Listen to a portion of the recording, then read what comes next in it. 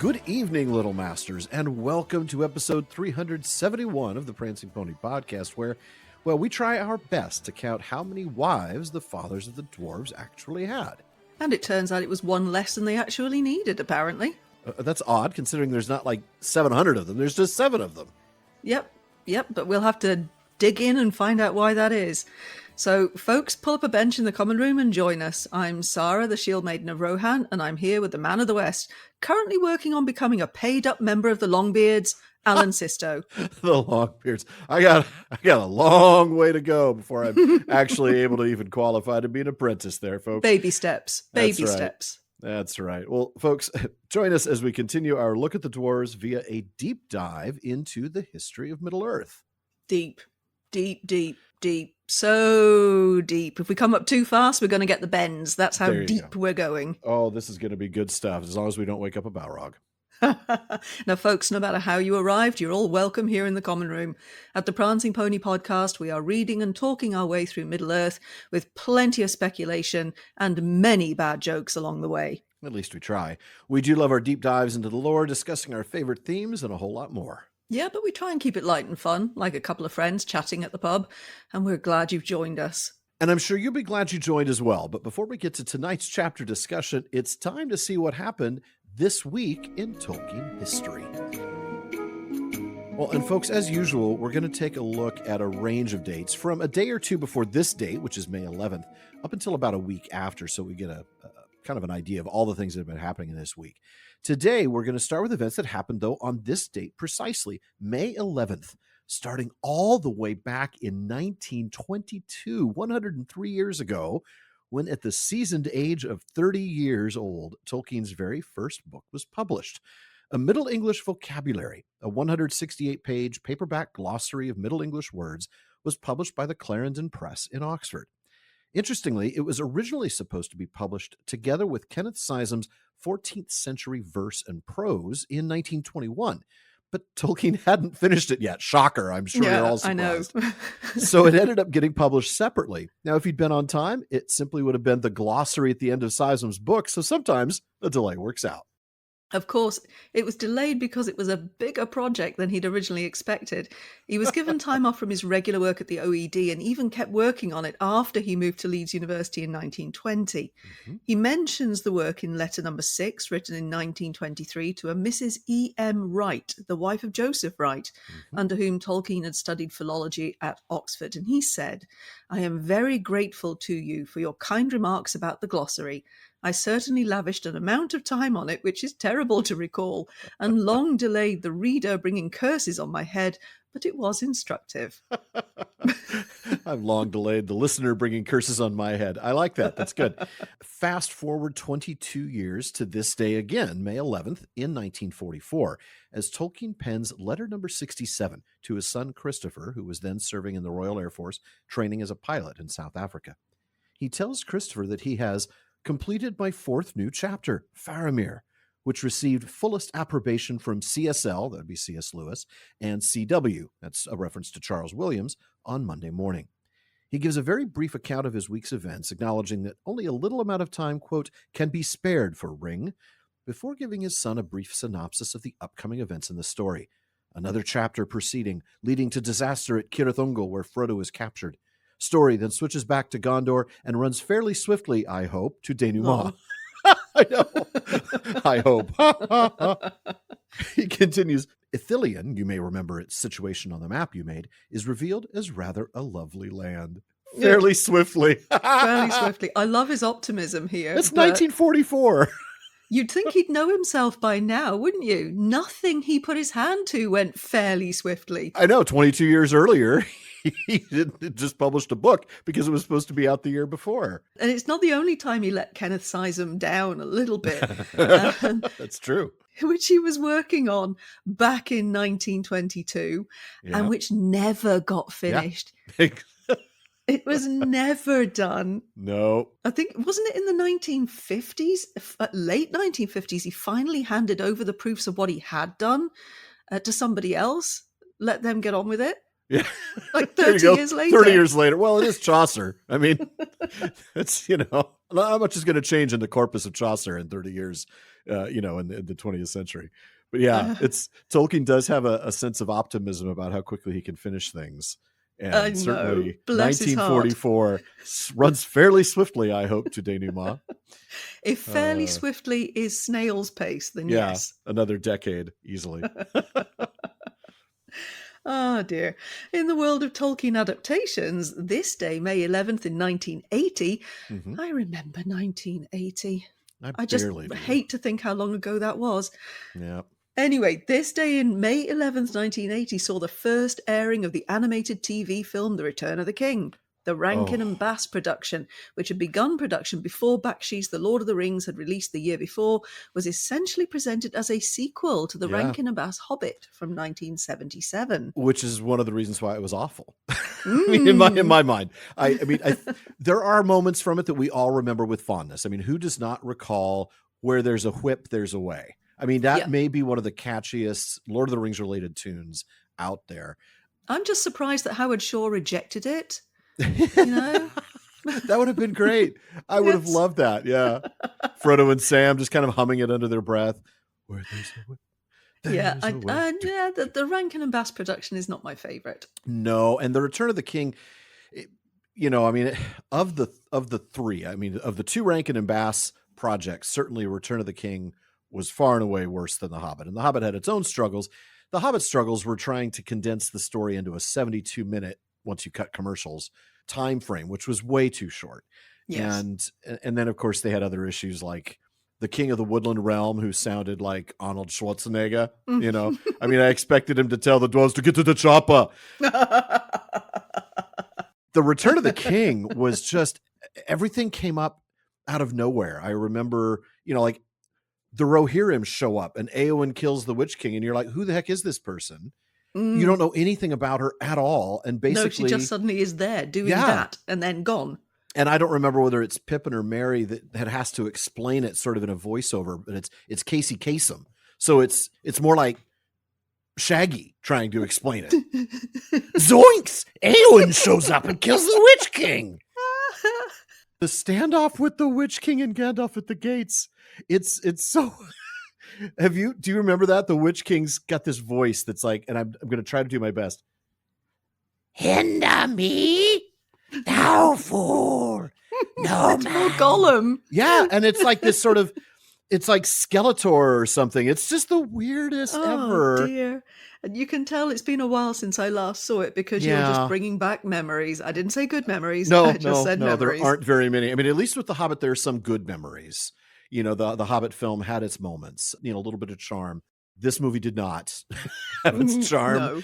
And it was unfortunate, but that's wild. All of those things happened in May 11th. So we had May 11th all the way back in 1922, then May 11th in 1944, May 11th, 1980, which I'm sorry to tell you, Sara, was 45 years ago. Be quiet. Rude. So now we move off of this date, May 11th, and to other dates in this week. And I'm going to look first to May 9th. This time in 1957, Tolkien had just received a very large check from Allen and Unwin for his earnings on The Lord of the Rings. Now, folks, remember that Tolkien had entered a rather interesting and unique agreement with the publisher. He would get no royalties at all until the publishing costs were recovered. Costs which he thought might keep him from ever getting paid at all, but after that, he would receive half of the profits. Now, that's a brilliant deal in hindsight.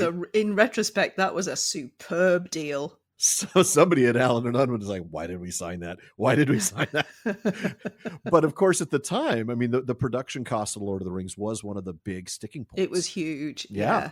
I don't think it would have been published at all if he hadn't said, yes, okay, we'll have this deal. Exactly. So on May 9th, he wrote letter number 197 to Rayner Unwin. So this is essentially not quite today, but, what are we talking about now? 67 years ago, a couple of days ago, he wrote this letter saying that if he'd known that this check was coming, he, quote, should have thought seriously of retiring at the proper time this July and refusing the extra 2 years. After all, he points out they're not going to make enough of a difference to his retirement to bother, but he thought that he would need the income. Instead, he points out that his taxes mean, quote, he is merely going to be fined for going on working about the equivalent of my salary. And not the first or last time that Tolkien complains about his taxes. No, it's not anywhere near the first or last time.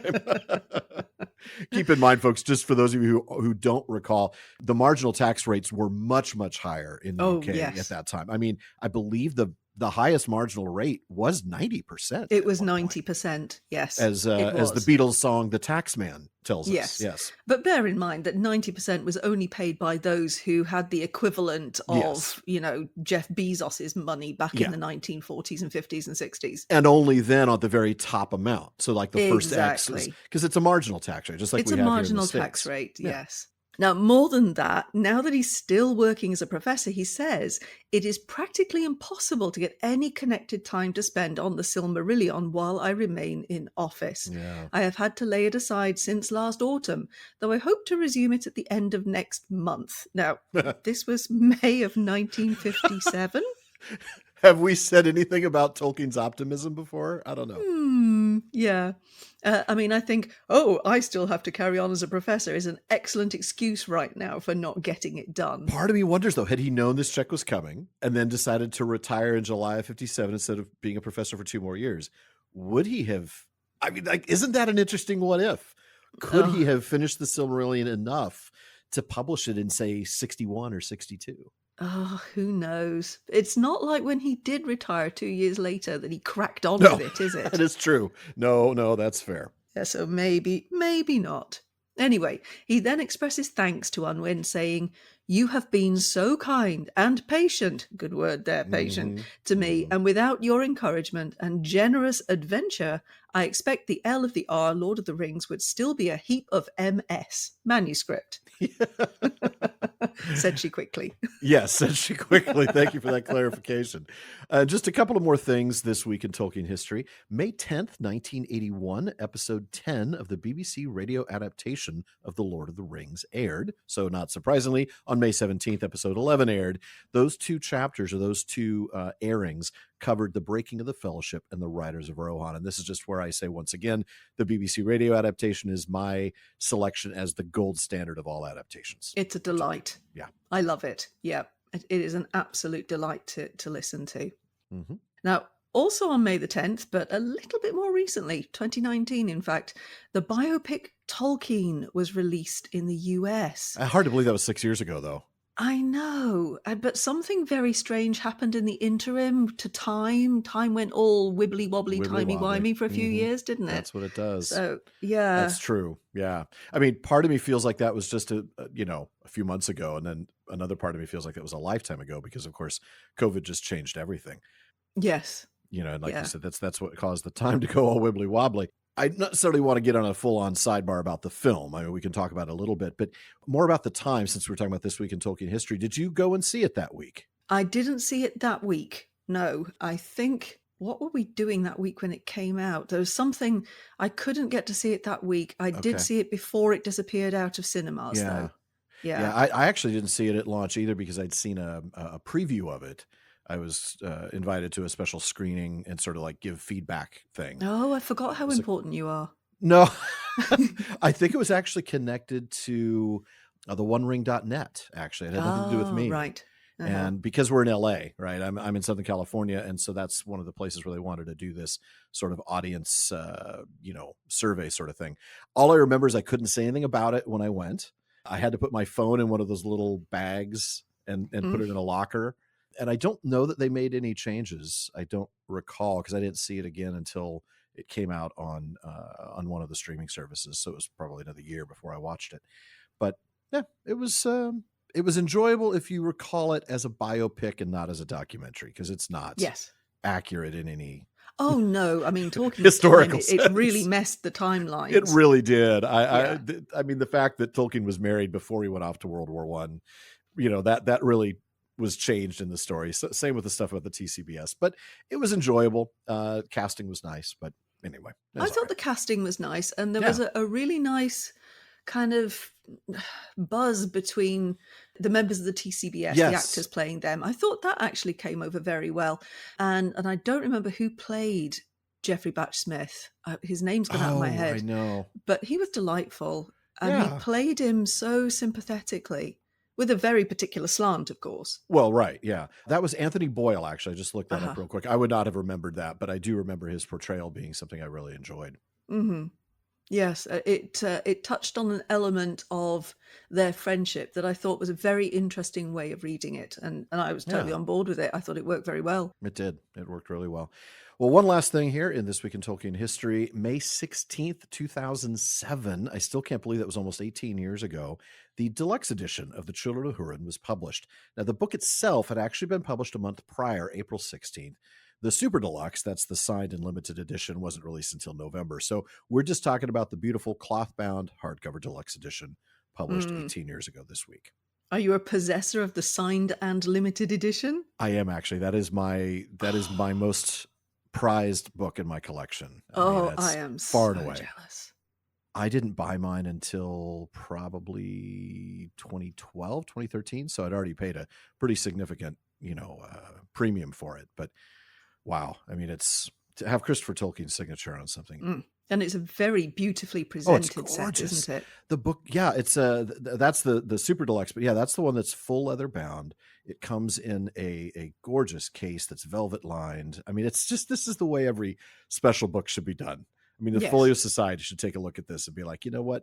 This is how we're going to do it. This is how to do it. And, it's not like we're not going to buy these things because there's always a market for it. There's always, there's still a market for it now. I could sell it probably for twice what I paid for it, but I'm not going to.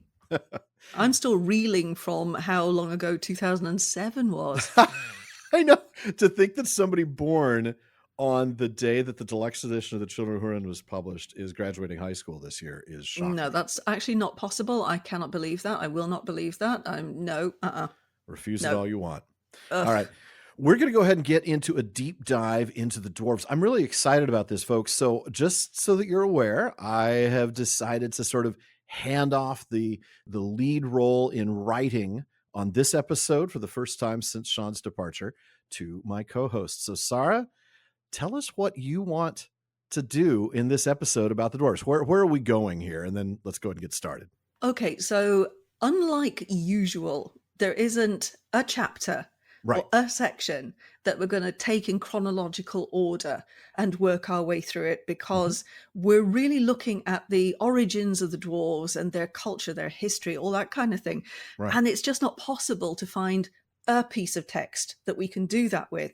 So what I have done, and I hope everybody is happy to follow along with this, is, yeah, I know. They will. I've gone into the history of Middle-earth. Right? Oh, okay, right. And I've started with the War of the Jewels, and it is the bit with Elfwine and Pengaloth. Okay. And they're talking about the dwarves and the origins of the dwarves. And I've used that as our stepping stone. And from bits from this, Alan and I are going to step out and look at elements that come from the peoples of Middle-earth. Okay. From the Book of Lost Tales, even into the appendices again, Appendix E with the language. But don't worry, James, I am not treading on your language toes.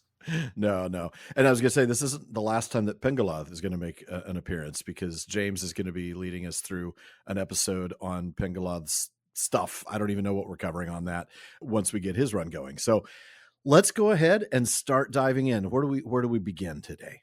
Okay, well, I would love for you to start with note 2 on the origins of the dwarves from the War of the Jewels.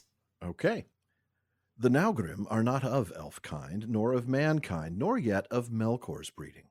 And the Noldor in Middle-earth knew not whence they came, holding that they were alien to the children, albeit in many ways like unto them.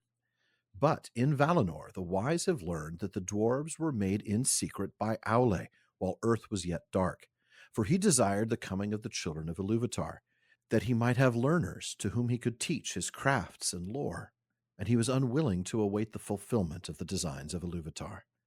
Wherefore, though the dwarves are like the orcs in this, that they came of the willfulness of one of the Valar, they are not evil, for they were not made out of malice in mockery of the children, but came of the desire of Aulë's heart to make things of his own after the pattern of the designs of Ilúvatar. And since they came in the days of the power of Melkor, Aulë made them strong to endure. And this is the part that folks, you'll get, it sounds very familiar because it's something right out of Aulë and Yavanna. Therefore, they are stone hard, stubborn, fast in friendship and in enmity.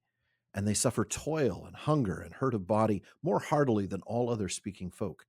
And they live long, far beyond the span of men, and yet not forever. Aforetime, the Noldor held that dying they returned unto the earth and the stone of which they were made, yet that is not their own belief.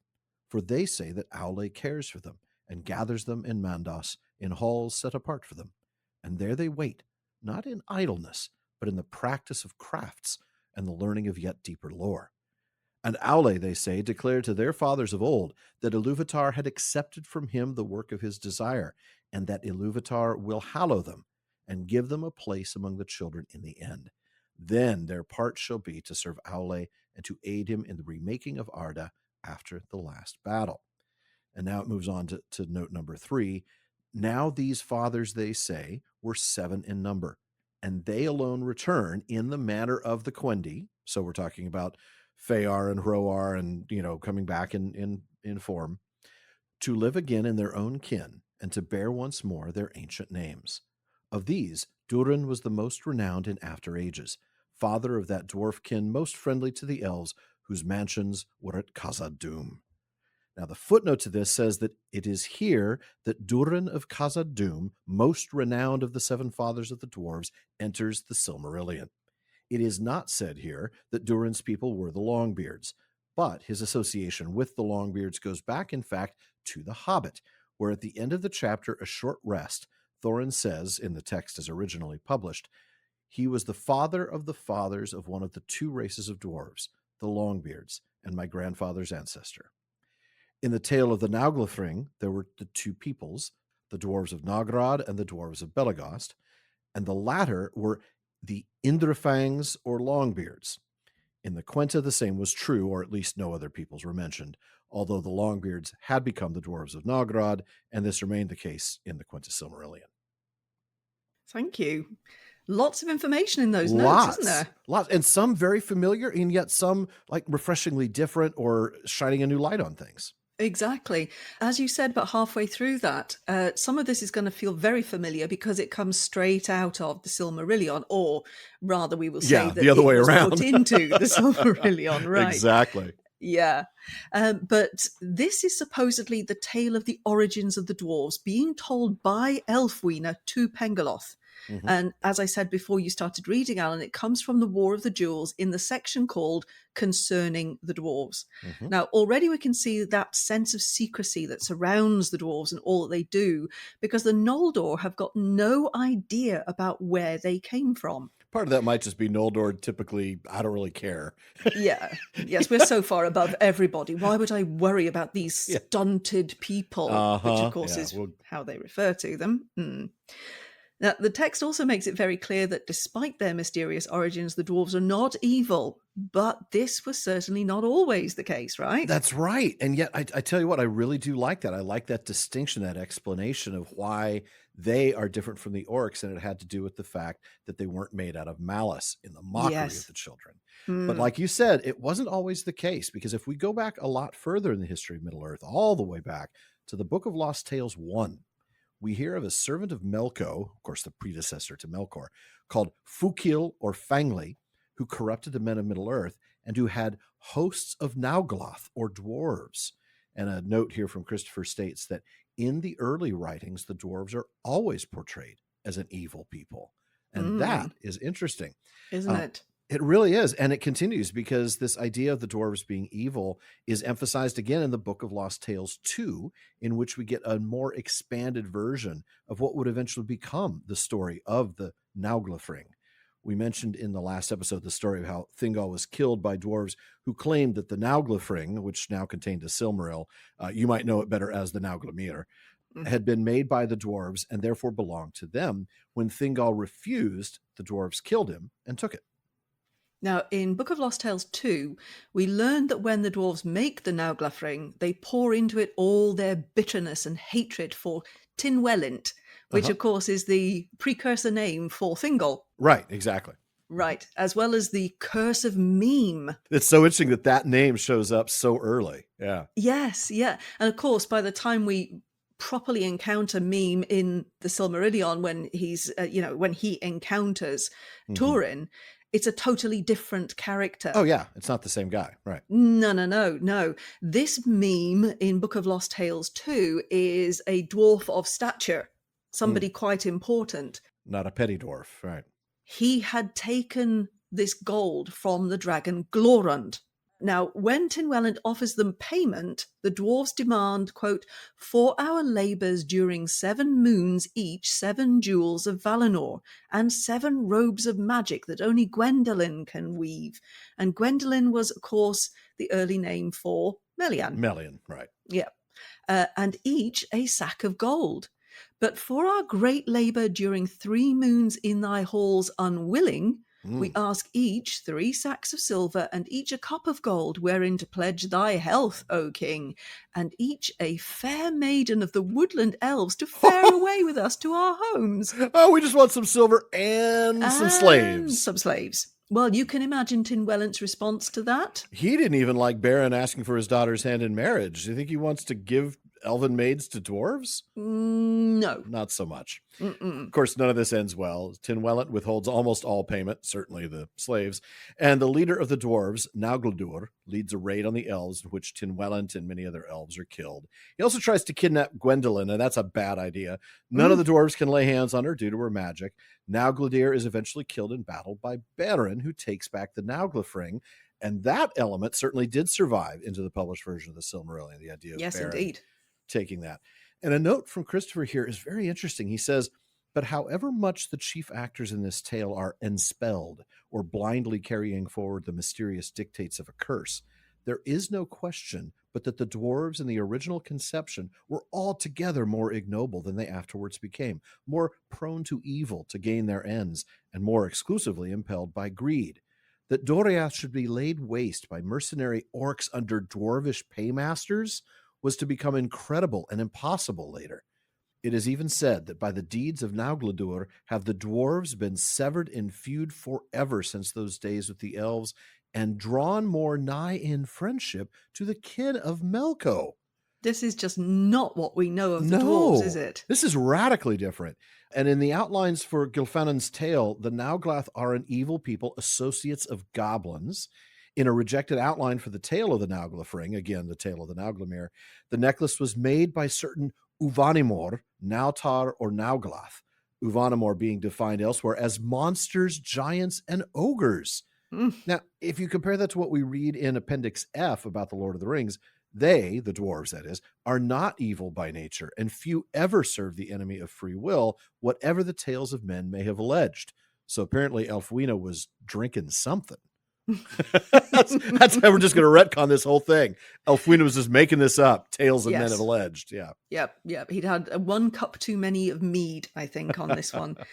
But it's just so interesting that Tolkien starts off with a vision of the dwarves, and then he does a complete 180. Yeah, total 180. It's mind-boggling because none of the other elements of the story changed that radically. I mean, sure, we get rid of the cat, right?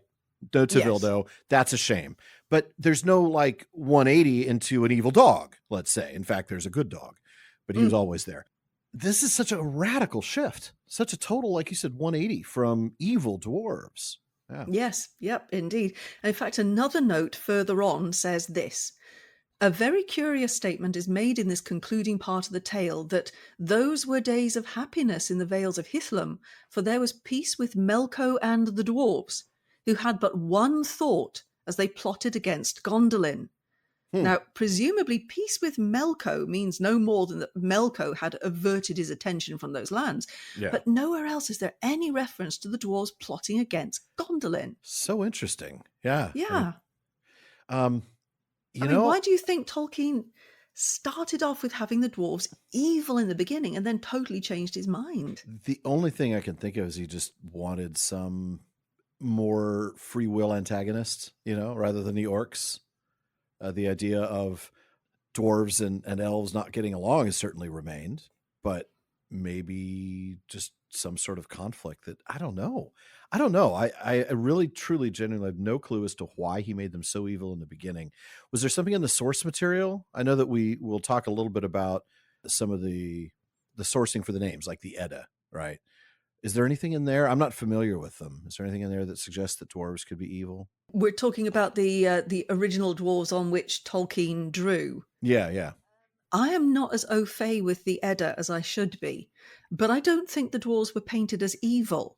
No, I didn't think so either. I mean, I think I would have remembered that if they could be wrong. Folks, totally, I'm just disclaiming any expert knowledge of the Eddas, of any of the Eddas, poetic or prose. But yeah, it's interesting that he changed his mind so interestingly. So It is so radically. fascinating, but you know what? I think he was right, because it is so much more interesting to have two different peoples, two different cultures who don't like each other, but they're both against Melkor or Sauron. Exactly. In other words, sort of politics makes strange bedfellows, or the enemy of my enemy is my friend sort of thing here. Yeah. Yes. Yep. And then, of course, that gives him the opportunity to show what happens when disparate cultures work together when we get to Legolas and Gimli later on. Yeah, absolutely. So I keep hearing the prefix now when talking of the dwarves. Naugrim, Nauglamir, Naugladur, etc. Alan, do you think you could indulge in a little word nerdery in the P5? I think I could take some notes and include that in there. I think that'll be good. Yeah. All right. Well, folks, we'll be right back after this to talk more dwarves.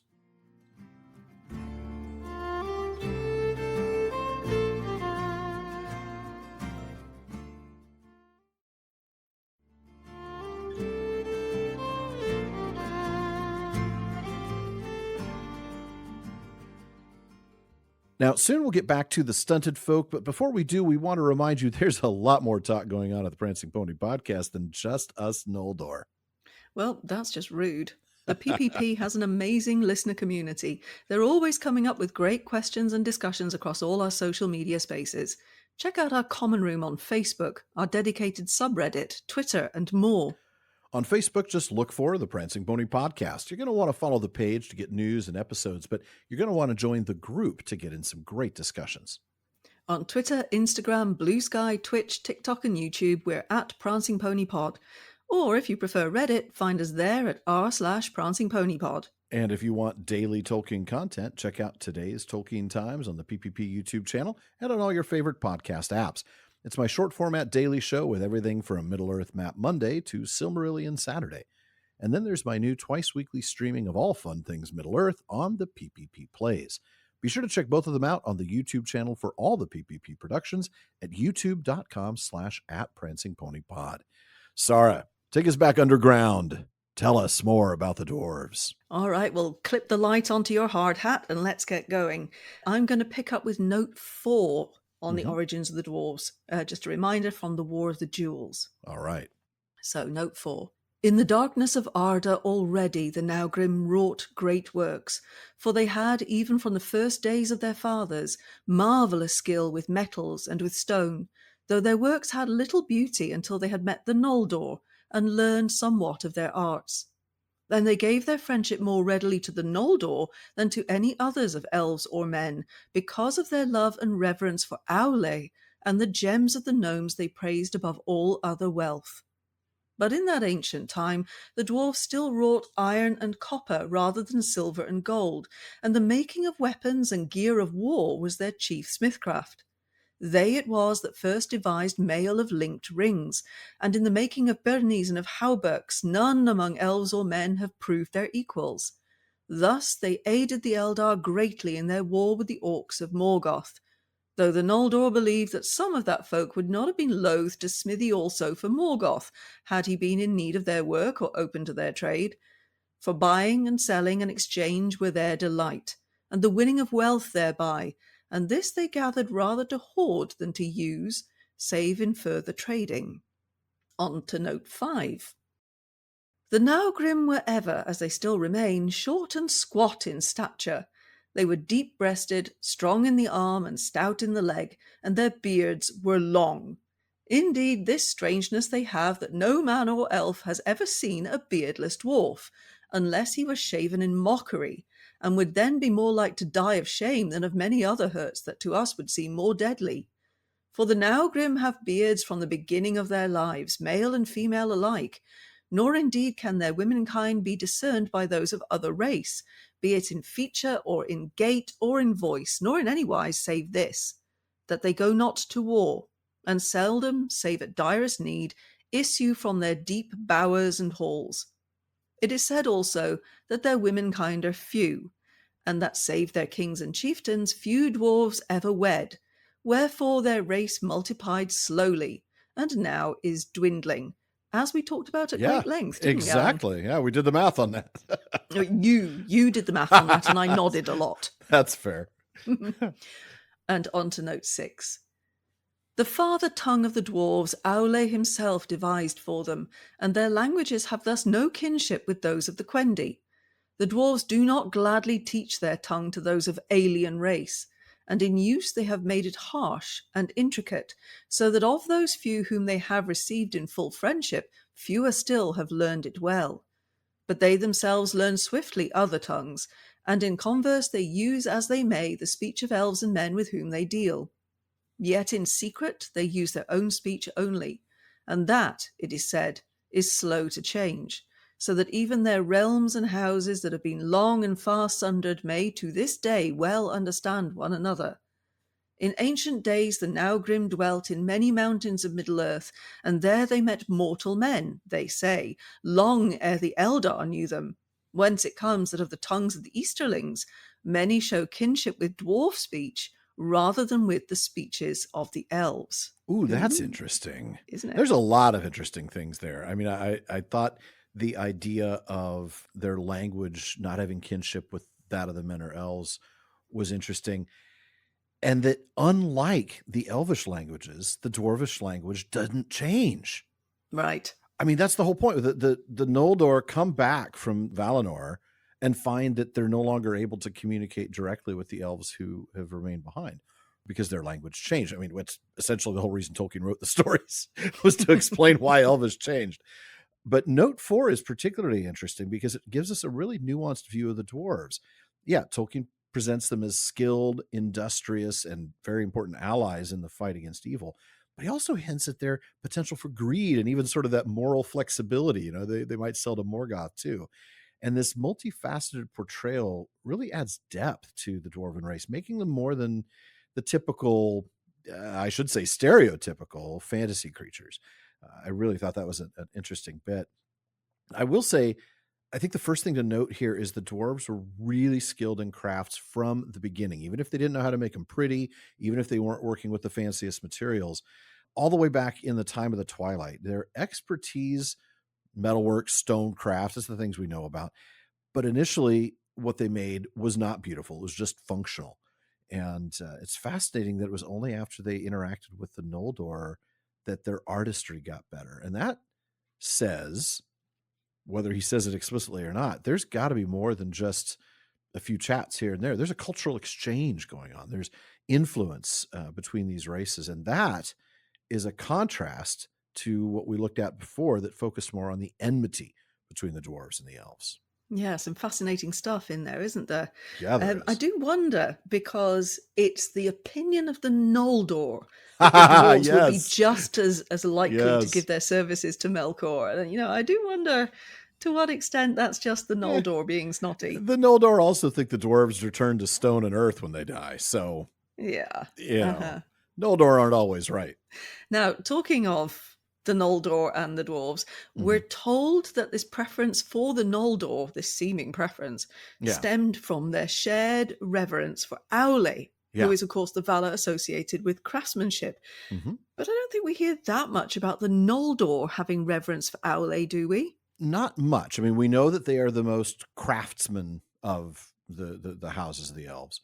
But there is something in the history of Galadriel and Celeborn that gives us a little something on this. Moreover, Galadriel was a Noldo, and she had a natural sympathy with their minds, talking about the dwarves, and their passionate love of crafts of hand. Sympathy much greater than that found among many of the Eldar. The dwarves were the children of Aulë, and Galadriel, like others of the Noldor, had been a pupil of Aulë and Yavanna in Valinor. No, there you go. That's That's about really it. interesting. But it is interesting. Yeah. Yeah. It's lovely when we get to tie in all these bits from all over the place, isn't it? And it really does take that, doesn't it? I mean, there's so many strands and they go everywhere. But yeah. Absolutely. Now, there's a significant association of the dwarves with warcraft, as their primary focus was on creating weapons and war gear. Yep. But it's really fascinating to learn that they invented chainmail. Exactly. And they were unrivaled in creating armor. Mm-hmm. We're also told that the dwarves significantly aided the Eldar in their war against Morgoth's orcs. So I do think the Noldor are being a little bit unfair. I think they are. I mean, I also sort of feel like the dwarves' choice of, making armor and weapons. This is a recession-proof industry. If you're going to be an arms dealer, you're going to do just fine no matter what. There's always going to be conflict. There's always going to be conflict, so capitalize on that. But there is a sense of moral ambiguity. The suggestion that dwarves might have been willing to work for Morgoth for the right price, though again, I think that is the Noldor being just the Noldor. It does, though, add a potential layer of complexity for the dwarves' characterization, because it would suggest that they were not uniformly aligned with good. And again, this makes sense. This is a transition period, right? We're seeing, okay, Tolkien is no longer viewing them as totally evil, but there is sort of this ambiguity in, what side they might choose. And in fact, it reminds me that some of that does carry over into the published Legendarium, because in the Silmarillion and of the Rings of Power, we read about the Battle of the Last Alliance. I'm going to go to that text right now. From Imladris, they crossed the Misty Mountains, talking about the Last Alliance, by many passes, and marched down the river Anduin, and so came at last upon the host of Sauron on Dagorlad, the battle plain which lies before the gate of the Black Land. All living things were divided in that day, and some of every kind, even of beasts and birds, were found in either host, save the elves only. They alone were undivided and followed Gil-galad. Of the dwarves, few fought upon either side, certainly though some did, but the kindred of Durin of Moria fought against Sauron. So the Longbeards were good, but there were some dwarves fighting on the side of Sauron, even in the final published version of the Legendarium. Wow. And it's interesting, though, isn't it, that is only mentioned in the Silmarillion. We don't hear about that in the Lord of the Rings at all. That's correct. When Elrond's talking about the Last Alliance, for example, in the Council of Elrond, he doesn't mention anything like that. There's no... I mean, maybe he's being diplomatic, seeing as he's got, but I'm pretty sure Legolas wouldn't bother being diplomatic. No. Especially when the dwarves start giving him grief for letting Gollum escape. You are less kind to us. Yeah, so I mean, it is interesting that did survive, but only, like you said, in the Silmarillion. And it does seem, though, some sort of a hint left over from those earliest writings about dwarves being evil. But then it's connected with this idea about how they accumulate and hoard their wealth rather than using it, which also seems to sort of play into that moral ambiguity in the sense that, because we don't look at that as a good thing. We don't, because it's what dragons do. And certainly Tolkien doesn't. Hoarding is bad. Right, exactly. Yeah. Yes. Yeah, that's a fascinating thing, because from there we could actually point to a character like Thorin, for example, who does not behave well around hordes. No, he does not. It's interesting, we talk about how good it is moving to 21st century economics. We talk about how good it is to save. Saving is just a kinder word for hoarding, but I mean, I don't know. It's interesting. I mean, yeah. They're saving it just for its own sake. They're not using it. And it's the way dragons do too. They don't enjoy a single bit of the wealth that they're lying on, but they know it down to a penny. And you get the same sense here. Yeah. And I've always thought the difference between saving and hoarding is that saving is putting something by for when you might well need it later. That's true. Whereas hoarding is, this is what billionaires do. They just gather and they keep, and it's all theirs. And they are, very dragon-like in that kind of sense, aren't they? They're just sitting on their wealth. Yeah, for no value other than the fact for no value, and they make no good use of it at all. It's just, my pretty, and I stroke it on a regular basis, and that's it, really, isn't it? Yeah. One of those we could view as being, yeah, that's normal. Saving is a normal Yeah. thing that normal people at least attempt to do, because we all know that at some point there will be a bump in the road and we might need that money. Yeah. Whereas Hoarding. hoarding is about sitting on stuff Yeah. and For its own sake, and sort of just to keep it out of anybody else's hands, right? right. But of course, by the time we get to Gimli, Yeah. he seems to behave in a very different fashion. Very different fashion. And I think a lot of that, though, has to do with his exposure to Legolas and his incredible reverence for Galadriel. Seems to have changed him in a way, though we don't get a lot of him pre those moments. We get mention of him really only as the son of Glóin. I mean, it's like that's who he is and why he goes on the quest. It is interesting to watch his development, and I feel like that's sort of a harbinger for the dwarves of the Fourth Age. At least I hope it is, in terms of the friendship with the other races. But coming back to that whole idea of moral ambiguity, is there anything that we see in that? I was going to say in the Legendarium, but let's talk specifically about the Lord of the Rings of the Hobbit, because those are the ones that were published in Tolkien's lifetime, published the way we know for sure that he intended them to be. What sort of leftovers of this are there? I see it's in The Hobbit. Yeah, I was going to say more in The Hobbit. Because the dwarves are very happy to push Bilbo in front of them. Oh, yeah. If there was a bus trundling along, they'd throw him under those wheels. Absolutely. He's even smaller than they are, more likely to survive. That would be their rationale. Yeah. So, they are quite willing to do that. There's also the time when they have Beorn's ponies, and the dwarves are the ones like, do we have to send them back? Yeah, there's actually brief moment of like, well, do we need to? Wouldn't it be good if we kept them? Gandalf's like, you don't want to do that. No. You have no idea. You don't want to get to the find out stage of that. Yeah. Yeah, so there's a little bit of that in there, isn't there? Because the elves, or the dwarves, I should say, feel very pragmatic in The Hobbit. Like they're just to a fault, in the sense that whatever is most practical and serves their ends. They're very much an ends justify the means. Yes, and that is a bit of moral ambiguity. It is, isn't it? Yeah, very much so. Yeah, that definitely carries through. Whereas I really don't see that in Gimli, who is, of course, the main dwarf that we see. Pretty much the only dwarf we get extended time with in The Lord of the Rings. Yeah. I mean, outside of the Council of Elrond, he's about it. Mm-hmm. Yeah.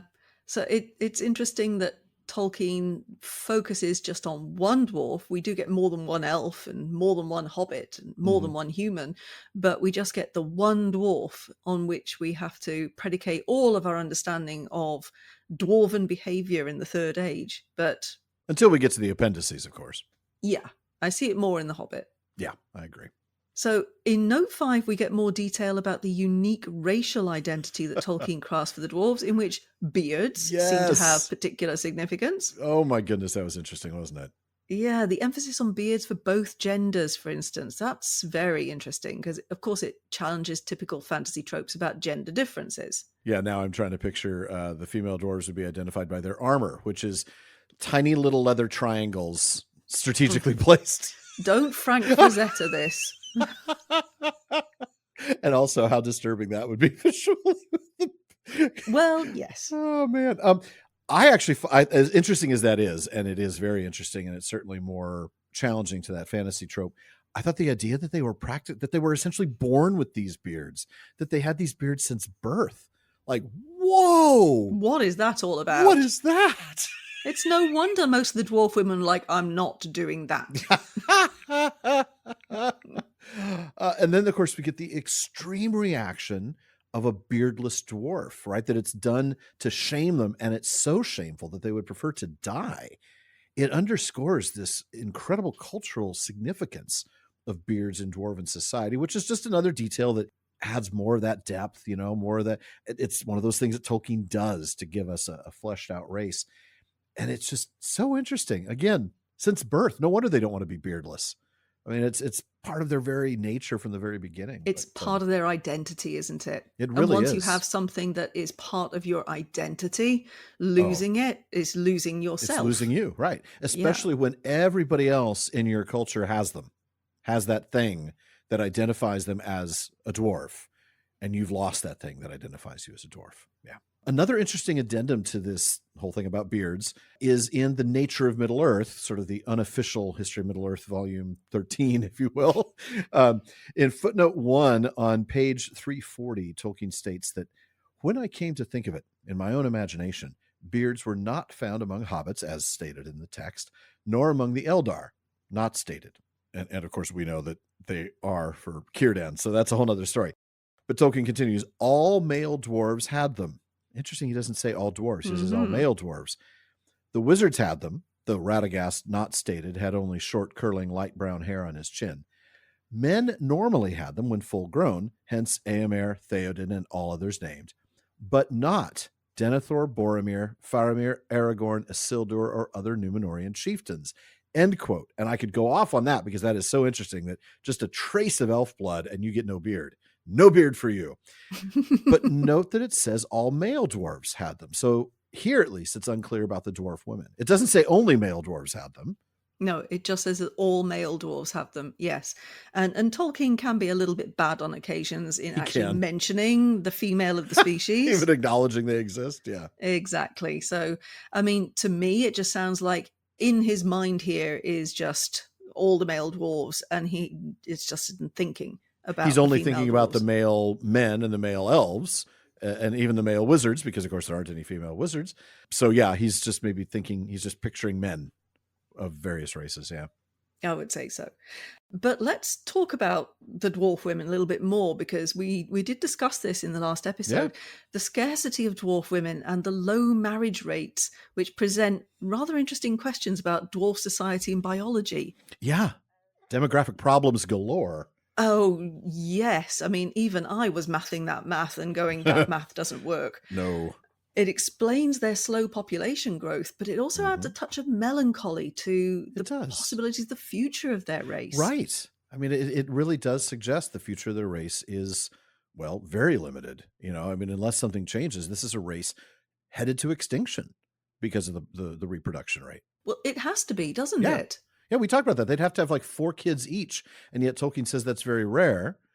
And that's assuming whatever number we used, which I think was like 20% maybe of the women that don't get married. It might be much higher than that. If it is, they're in even more trouble. But they'd have to have that just to have population replacement. Just to stand still, and they're not. And assuming no deaths at all of young dwarves. Right. Yeah, wild.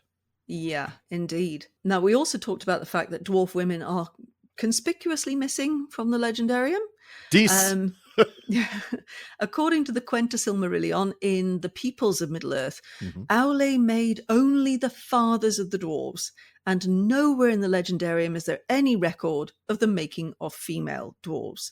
Now, of Durin the Deathless, the eldest of these fathers of dwarves, Tolkien observes that his line never failed, and that's in Peoples of Middle-earth. So he must have had children. But there's no mention in the published Legendarium of the dwarf women who must, one thinks, have been their mothers. Well, unless they start sprouting out of holes in the ground like the elves think, yeah. And then, of course, because dwarf women are so rarely seen in public, it adds to the mysterious nature of dwarven culture, but specifically women in dwarven culture, this very secretive underground civilization. But it is interesting that even though you can't tell the difference from them physically, not by the way they walk, not by the way they talk, not by the way they dress or the way they look, the fact that you can tell, well, you can't really tell, but what makes them different, the only difference between the dwarven women and the dwarven men is that dwarven women hardly ever leave their home. They don't go in warfare, and they basically don't have a public presence. So it implies these rather traditional or maybe even arguably backwards gender roles in terms of public presence and warfare as well. Kind of an interesting mix of, and I don't want to get too far afield into modern politics or anything like that, but there does seem to be this conflict between, we can't tell the difference between them physically. They look and act and sound the same, which is rather progressive, if you might say. But then they also stay at home in their bowers. They don't go to war, and they don't go out in public, which is like sort of hyper conservative. I mean, it's a really interesting blend. It is. But if you put that side by side with the notion that many, if not most, of the dwarf women don't get married. Right. And really, given the numbers, we know that all of them could, if all dwarf men and dwarf women wanted to. All of them could have 2 husbands, it seems. Because remember, they're outnumbered 2-1. Yeah. Exactly. So they all could get married and have children, but many of them choose not to. And it's built in. They choose not to. Yeah. So they're not forced to. They're not forced not to. They get the choice. So it's very strange that Tolkien weaves in both progressive and regressive ideas in dwarven culture. I don't think I'd even thought about that until you pointed it out, but you're right. Because dwarves can do math. I mean, clearly they're very good at finance. They're very good at, understanding their economy and trade. So you have to imagine that one of their statisticians somewhere has a spreadsheet that basically points to, oh crap, we're in trouble as a race. Like we got to have more dwarves, more baby dwarves with beards, which is weird, but okay. If we're going to survive as a people. So why don't they? And I'm glad he does it, but why don't they mandate or require or force their female dwarves to reproduce and bear more children? I'm glad they don't. It would be very orcish if they did. But it's interesting because they still clearly, as a race, then value that choice and value that freedom more than the survival of their species. That's something. Something. That is something. Man. Yeah, I know. I have twisted myself in knots about dwarven culture and dwarven society, gone down that rabbit hole far too deep, frankly. And I don't get it. No.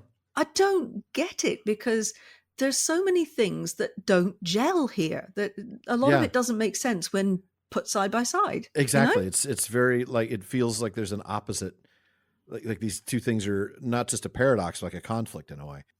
Yeah. It's very interesting though. It is. And we're going to dig deeper in a little while because there's more depths to plumb here. Yes, there is. Dig even deeper into what Tolkien was doing with the whole fathers of the dwarves and possibly creating the mothers of the dwarves. Yeah. We'll get to that in a bit, but let's turn to note 6 first. Actually, before we do, I do want to hear about that, but that mother and father thing actually might have missed something I wanted to mention earlier. Did you notice that the father tongue was the language? Was the language, not mother tongue, not the mother tongue? And I think that just reflects on what we've observed already about the role of males and females in dwarven society. Anyway, on to note 6, as you said. Which is fine because note 6 is about language. And let's face it, calling it father tongue is an interesting choice for language there, isn't it? It sure is. Is. But we learn that the language of the dwarves is presented as a core element of their identity, like the beard, the language. Yeah. And it's divine origin because it comes from Aulë. Its complexity deliberately made so that people can't learn it, and the secrecy that surrounds it. This all contributes to the unique character of dwarven culture. We're going to talk a bit more about dwarf speech later on. But I think there's an interesting tension between the dwarves' desire to keep their language and by extension their culture isolated, and on the other hand, their ability and their need in many cases to interact with other races, because you can't trade without interacting. Exactly. You absolutely can't trade without interacting. So the connection between dwarf speech and some human languages, in this case, I think it says the Easterling languages, hints at that far-reaching impact of dwarf culture on the wider world of Middle-earth. And we see some of that emphasized in a passage from Appendix F in The Lord of the Rings, a section that I'll be looking at more deeply later in the season with James. There we learn that it was according to the nature of the dwarves that traveling and laboring and trading about the lands, as they did after the destruction of their ancient mansions, they should use the languages of men among whom they dwelt, yet in secret. A secret which, unlike the elves, they did not willingly unlock even to their friends. They used their own strange tongue, changed little by the years, for it had become a tongue of lore rather than a cradle speech, and they tended it and guarded it as a treasure of the past. Few of other race have succeeded in learning it. In this history, it appears only in such place names as Gimli revealed to his companions, and in the battle cry which he uttered in the siege of the Hornburg. That at least was not secret, and had been heard on many a field since the world was young. Baruch Kazad, Kazad Aimenu, axes of the dwarves. The dwarves are upon you. I love that. Well, I saved that bit especially for you because I knew you'd enjoy that. Just now I feel like I need an axe in my hand. I need to leap over the body of a dead warg, and that's only 17. All right. And I'm quite glad we're separated by thousands of miles and a screen. So, Yes. yeah. The slow changing nature of the Dwarvish language, this seems to fit well with their strong sense of tradition and their own resistance to change. And this is actually consistent with their portrayal through Tolkien's works. That is. I mean, let's face it, they can hold a grudge for how many thousands of years? They do indeed. What was that? Fast in friendship and in enmity, right? But once they've achieved that, they are loyal to that, right? Including the enmity. So it takes a long time to get over. Do not knock over a dwarf's pint. Because that will be held against you for the rest of time. And your great-grandchildren, yeah. Oh, yes. You're right. It's a complete reflection of their glacial pace of everything in comparison to the other races, whether it's population growth, language change, cultural change. They are very slow in moving. And that's just deliberate and purposeful, and it's who they are. It is, but it's also not healthy. That's the thing. I think just as we see how every race struggles with something that isn't healthy, right? The elves struggle with wanting to hold on to their past and keep it as the present. Preserve it, like in amber. Embalming, as Tolkien uses the word in his letters. Men have this desire for immortality that they have no claim upon. And the dwarves just are arguably too stubborn and too resistant to change. Yeah. Yeah. And when you put that together with their really terribly slow population growth, I mean, this is a race that was never going to last because they don't want to move with the times. In fact, they wouldn't understand the concept of moving with the times. Thank you very much. No. And that desire to have themselves remain almost frozen in time. Yeah. This is not a healthy way for any culture to be. No, that's a fair point. I wanted to add one other thing. I noticed the phrase, a cradle speech. Yes, I wondered if you pick up on that. Yeah, so they're not teaching their bearded infant dwarfs. I'm never going to let that go. They're not teaching them the dwarvish language. They're not teaching them Kuzdul as young dwarves. They're speaking whatever language is the lingua franca in the region they're in, which is going to be presumably Westron just about everywhere. But they teach it to them later as a language of lore, a tongue of lore. Very interesting. I'd like maybe someone learning Latin or ancient Greek or something these days. Yeah. It's just really an interesting thing. I thought that was definitely worth pointing out. But yeah, we don't hear a lot of the Dwarvish language, even in the published Legendarium. Nope, that is true. So, shall we move on to the next section of the origins of the dwarves? Absolutely. So we've discussed this idea of the dwarves having seemingly little interest in the perpetuation of their species, alongside Tolkien's statement that of Durin the Deathless, the eldest of the fathers of the dwarves, that his line never failed. Now, Tolkien had thought about this, apparently at some length, while he was formulating his ideas on the making of the dwarves initially by Aulë. According to Christopher Tolkien, his father had written a number of roughly drafted passages on the topic. And it's in these notes, some of the most detailed of which are found in the later Quinta Silmarillion, which is also in the War of the Jewels, in the section of the Naugrim and the Edain, that the only mention of the making of female dwarves may be found. This is also where we can track Tolkien's development of thought on the issue, which is given as notes to the text. And I'm just going to go through notes A to E. But it is said that to each dwarf Ilúvatar added a mate of female kind. Yet because he would not amend the work of Aulë, and Aulë had yet made only things of male form, therefore the women of the dwarves resemble their men more than all other speaking races.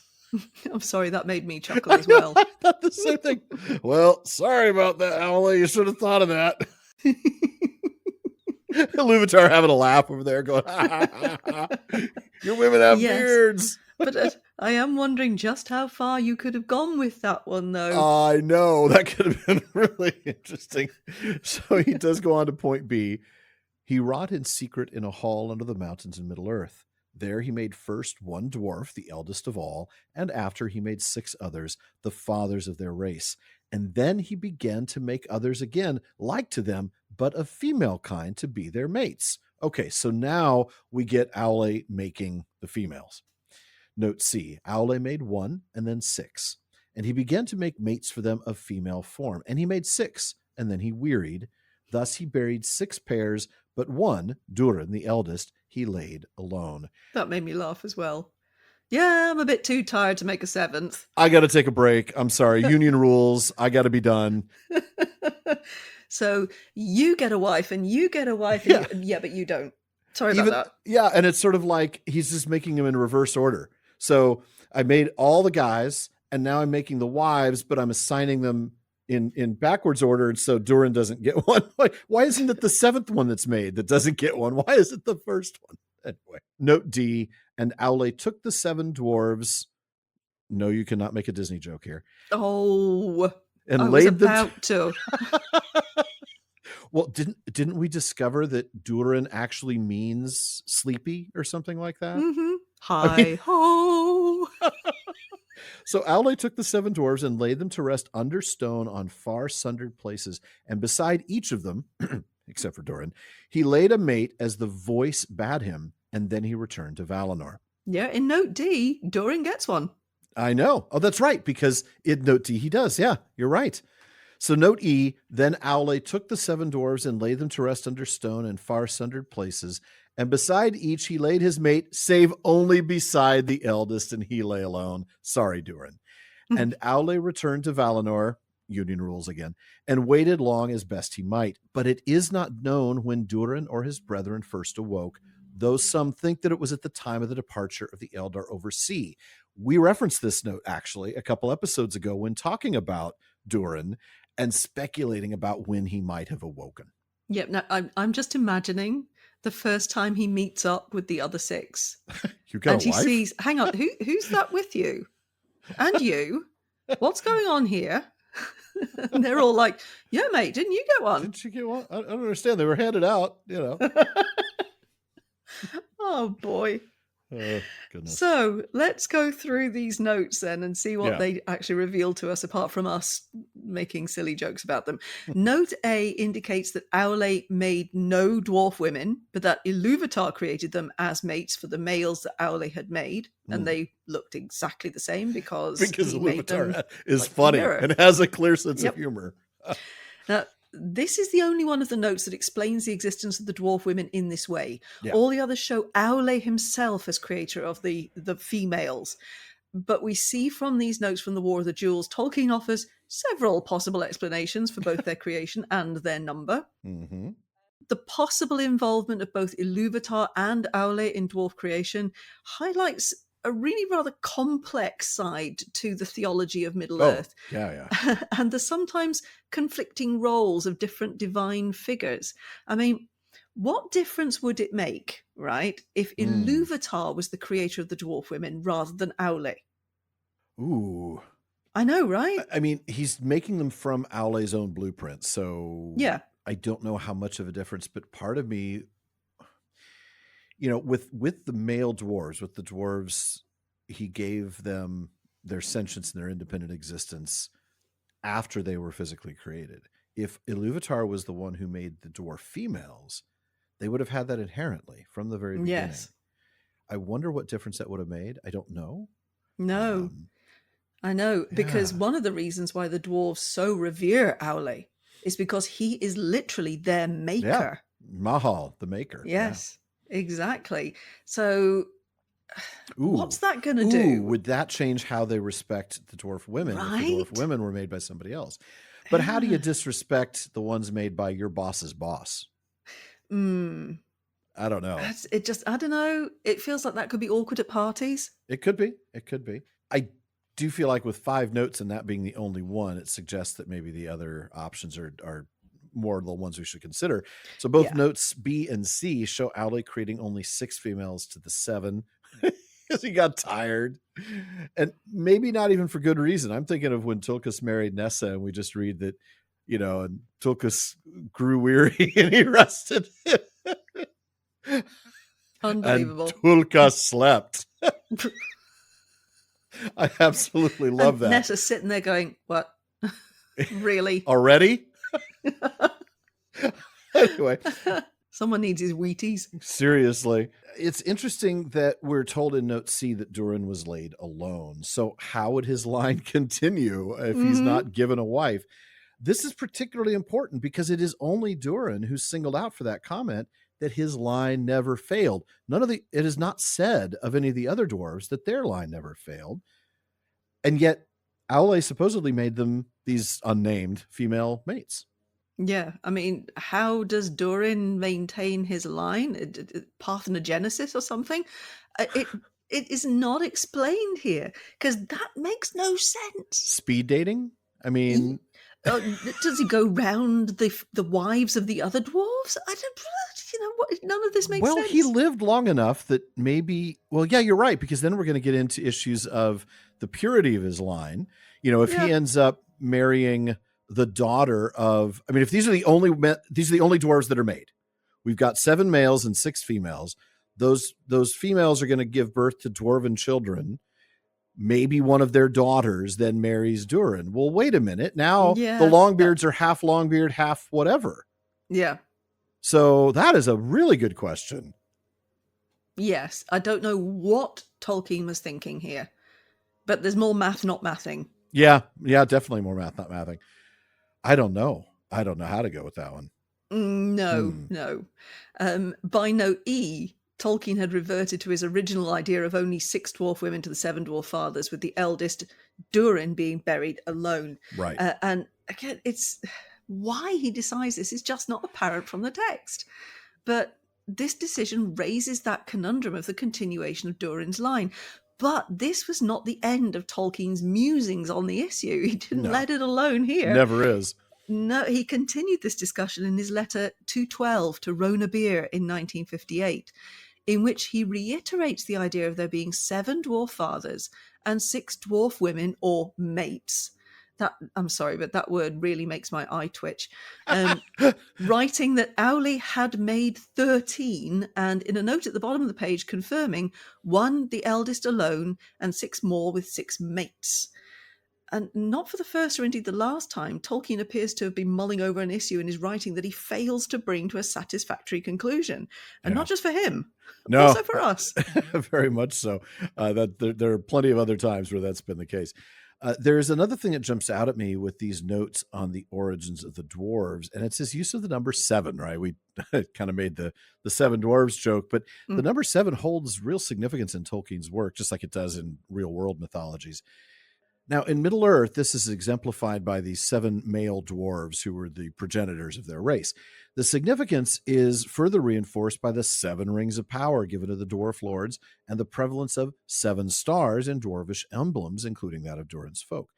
Now, of course, the number 7 typically, in most real-world mythologies, represents completeness or perfection. And it seems to be an interesting concept that Tolkien has incorporated in his own mythic structure. Right. I mean, I would be happy about that. Definitely not feeling dopey. Oh, I'm still grumpy, though. Yeah, that goes without saying. But, as a doc in this particular topic, I think we can carry on this conversation. Wow. I know. I'm going to leave it there, though. The pattern of 6 pairs plus 1 is another recurring numerical motif in Tolkien's Legendarium. We actually get this in various forms. It mirrors the creation of the Valar, 6 pairs of Valar plus Melkor. This pattern emphasizes uniqueness and leadership, with the singular 1 often representing a central or pivotal figure. And in the case of the dwarves, this structure highlights the special status of Durin among the 7 fathers. So he gets to be special, but he also gets to be on his own. And yet have his line. And yet have his... Right. Maybe he just sneezed and it created more dwarves. I couldn't... How else am I going to get Sneezy in there? We're not. Not without some real pushing. Yeah, exactly. Good job. No, couldn't do that anything else.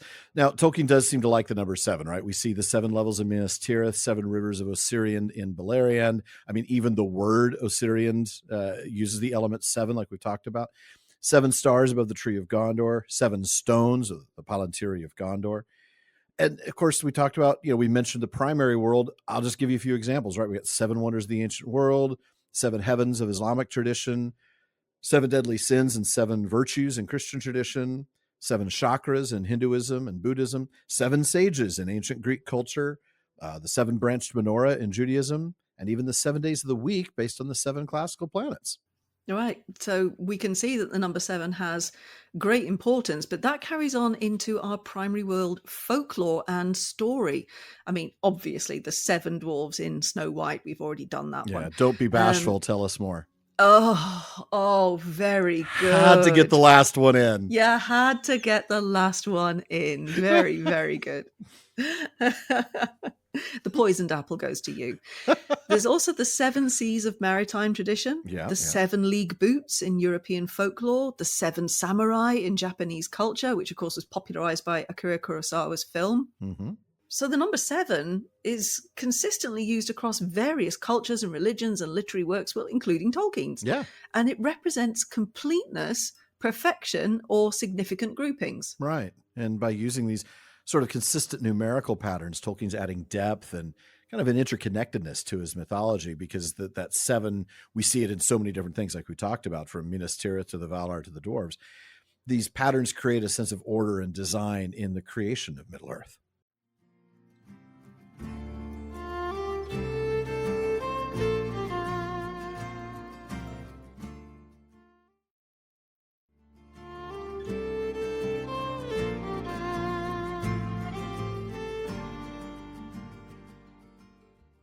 Folks, if you're enjoying the Prancing Pony podcast, please consider supporting the show by joining the Fellowship of the Podcast. That's what gives me the time and resources that I need to work on making the show the best that it can be. When you join, you become part of an amazing Discord community, and they include live episode recordings, hangouts every month, all sorts of fun stuff in our Discord. You also can get episode postscripts, ad-free episodes, free merch, and more. And you could also become part of our Questions After Nightfall episodes, or even join us as a guest in the North Wing. So please go to patreon.com/prancingponypod to show your support and join the Fellowship of the Podcast. You can always help us out by giving us a rating and review on Apple Podcasts and a rating on Spotify. And please recommend us to your friends.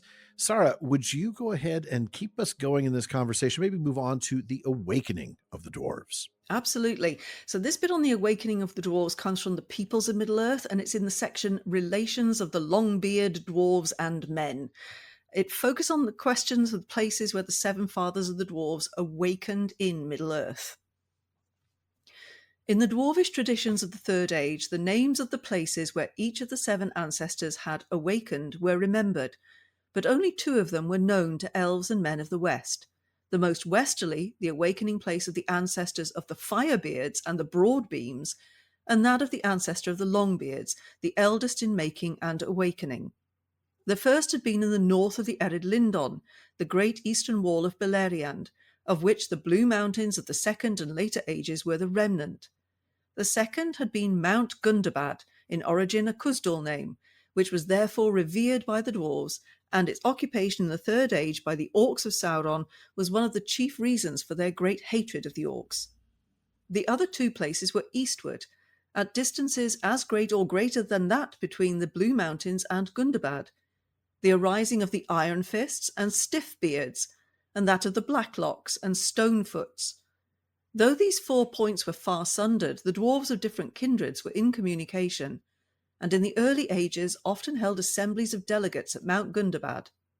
In times of great need, even the most distant would send help to any of their people, as was the case in the Great War against the Orcs, Third Age 2793 to 2799.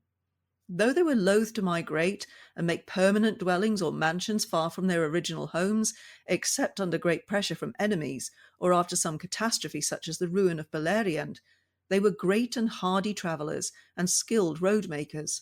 Also, all the kindreds shared a common language. Now there follows a footnote to this text. The reference is to the beginning of Appendix A, Book 3. The passage in the text is difficult to interpret. My father refers here to 4 places of awakening of the 7 ancestors of the dwarves, those of the ancestors of the Firebeards and the Broadbeams, the ancestor of the Longbeards, the Iron Fists and Stiffbeards, and the Blacklocks and Stonefoots. None of these names of the other 6 kindreds of the dwarves has ever been given before.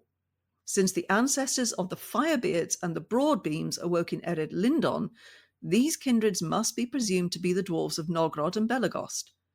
In the margin of the typescript my father wrote later against the present note, he, Durin, wandered widely after awakening. His people were dwarves that joined him from other kindreds west and east.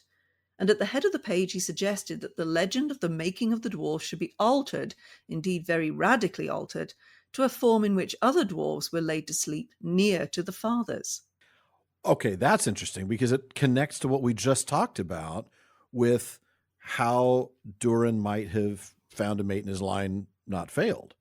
Right. So there had to be other dwarves maybe buried elsewhere. Right. It's sort of that question that we get, if Adam and Eve were it, and then they had Cain and Abel, well, how did mankind continue after that? Right. I mean, right. If that's all there is, that's a math problem. So here, Durin wanders widely after awakening because, of course, he doesn't have a mate yet, so he's trying to look for one, apparently. And his people are dwarves from all those other kindreds. That's interesting. So there's sort of a mishmash, a hodgepodge, if you will, of all the other peoples of the dwarves. I thought it was also interesting that you have 2 awakening here, 2 here, and 2 here, but only the one by himself. Right. And he does sort of have to draw from the other houses. But let's go back then to what we know from the Silmarillion about the awakening of the dwarves, right? Iluvatar's command to Aulë, you got to lay them in stone chambers not to be awakened until the first children, the firstborn, the elves, have arisen. So he places the 7 fathers in different areas of Middle-earth. In the Silmarillion, we don't know where, except for Durin, right? The eldest of all lay alone at Mount Gundabad in the north of the Misty Mountains. That significance, of course, of that place, we talked about this a little bit in dealing with the war. It certainly explains the dwarves' hatred towards the orcs that later occupied it. Durin, of course, would later found the line of the Longbeards. We actually do have their Khuzdul name, Sigyn Tarag. And these are the dwarves most friendly to the elves and men. They're usually referred to as Durin's folk, hence the name of that part of the appendix. Right. Now, the chapter of dwarves and men in the Peoples of Middle-earth tells us that 2 other dwarves were laid to rest in the Ered Luin or Blue Mountains, and they founded the lines of the Broadbeams and the Firebeards, who later lived in Nogrod and Belagost. Mm-hmm. And the other 4 were laid to rest in 2 pairs in Rune. They founded the lines of the Iron Fist, the Stiffbeards, the Blacklocks, and the Stonefoots. Now, only 2 of these locations were known to elves and men, which, again, highlights the secretive nature of the dwarf culture. Exactly. Right? So it's not something that they tell everybody that, this is our history, this is our culture, this is where we came from. They just don't tell anyone. You don't need to know. Yeah. Now, this is actually a significant change from the Book of Lost Tales 2, in which there are only 2 groups of dwarves, the Nauglath of Nogrod, under their king Naugladur, and the Indrafangs, the Longbeards of Belagost, under their king Bodruith. Now, both groups live south of Artanor, known later as Doriath.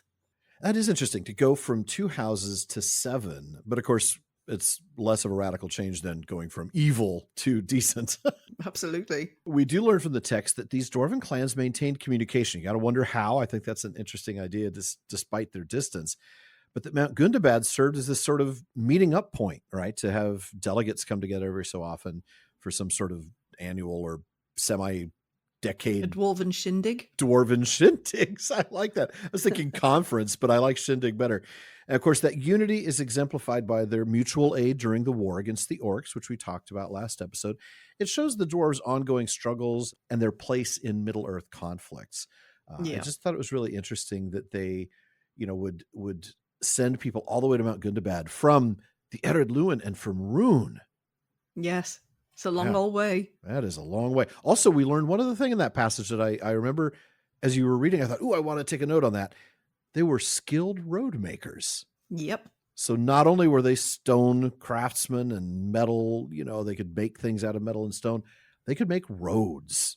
Right. And that indicates their engineering prowess and their ability to move if they need to. Not that they want to, but they can if they need to. Loath to migrate, but yeah. Yeah. Yeah. And of course, the common language among all these kindreds suggests that strong cultural bond, even though they're geographically far apart. And we'll continue to delay that, but we will talk about the Dwarven language in just a bit. I want to go on to the footnote, though, which provides some more intriguing details. we learned this is the first time that the names of all the dwarven clans are revealed, and identifies the Firebeards and Broadbeams awakening in Ered Lindon as pretty much almost certainly the dwarves of Nogrod and Belagost. And that connection links these newly named kindreds to the established dwarf realms in Tolkien's earlier works.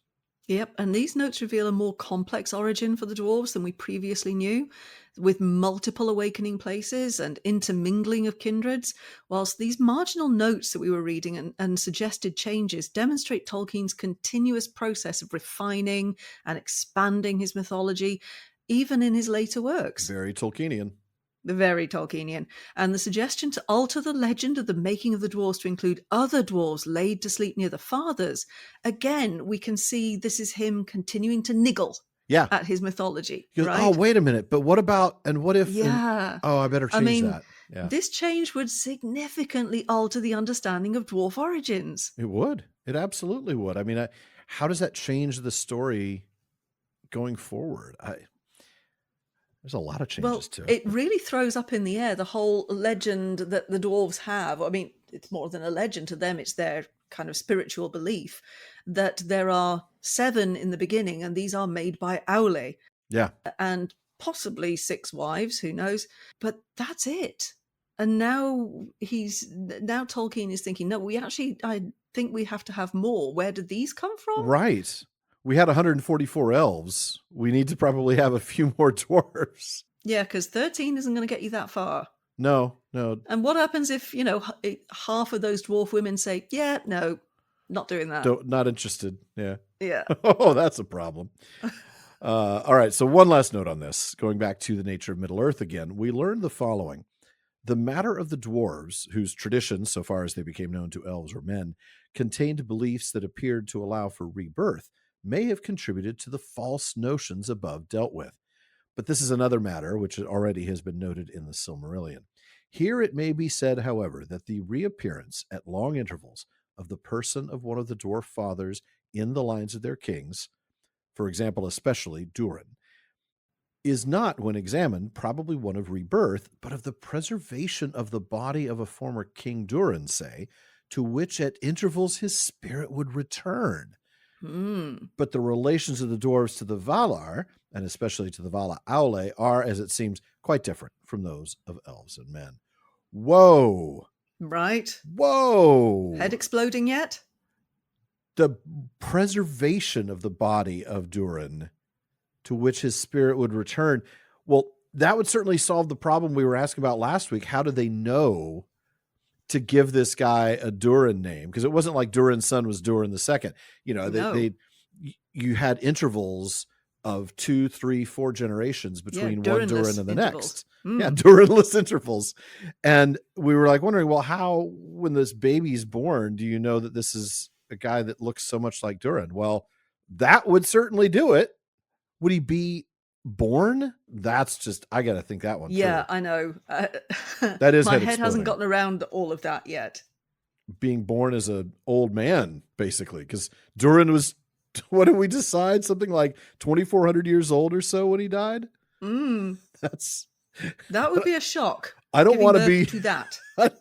I was expecting a beard. I wasn't expecting that. No, definitely not. Congratulations, Mrs. Durin. It's a Durin. It's a Durin. Woo! Oh, but this almost suggests no birth at all. His spirit would return to the body. So, just Durin wakes up. Hey, everybody, I'm back. Oh, Lord, he's back. Much to the chagrin of whoever happens to be sitting on the throne at that point. But maybe he would only come back when a king had died or was, I don't know. Otherwise, it would be awkward. That's just wild. I got to think more about that one. That might actually be a P5 topic. Right? I mean, talk about a complex spiritual belief system. Boy, that might not even be reconcilable with anything else. But coming back to that note from the History of Middle-earth, it emphasizes the dwarves' relationship with the Valar, especially Aulë, differs from the relationship that the elves and men have with the Valar. Right. I mean, they already have a different belief system anyway, because to them, Aulë is their creator, not Ilúvatar anyway.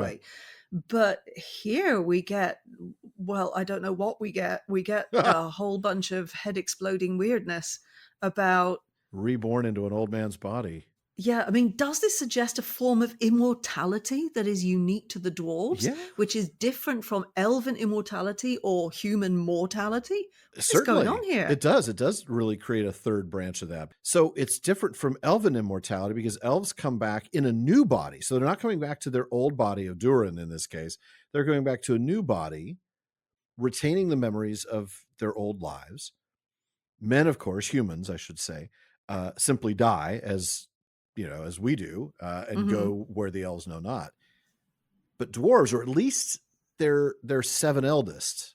I mean, we only see it in Durin, but the implication is that it's the seven fathers come back, but only they get to come back. Yeah, I mean, it does imply that it's more than just Durin, because it says the reappearance at long intervals of the person of one of the dwarf That's right. fathers. And for e.g. example, especially Durin. Yeah, I mean, maybe he gets to do it more often, but it does imply that the others do too. And then you have their belief that they are going to be set aside in the halls of Mandos to assist Aulë in rebuilding Arda after the last battle, which suggests, again, an immortality of some kind. Certainly a spiritual immortality, maybe sans body, until it's time to come together and rebuild the earth. But that's different. They don't go where the men go. They get stuck in halls of Mandos, probably beneath the ground, shorter ceilings. Just, but yeah, that is interesting. Very interesting. I know. When I found these notes, I just sat and read them and thought, no, I've got to read that again. Yeah, that definitely takes multiple readings to kind of sort your way through that. It does. Now, we've been promising 2 or 3 times that we're actually going to focus on the language. So let's get back to this section is going to give us a little bit more on the culture, and then we're going to go more into the language. So over to you again, Alan. All right. Well, these 2 notes are both from the Peoples of Middle-earth. The first note comes from the section, The Appendix on Language.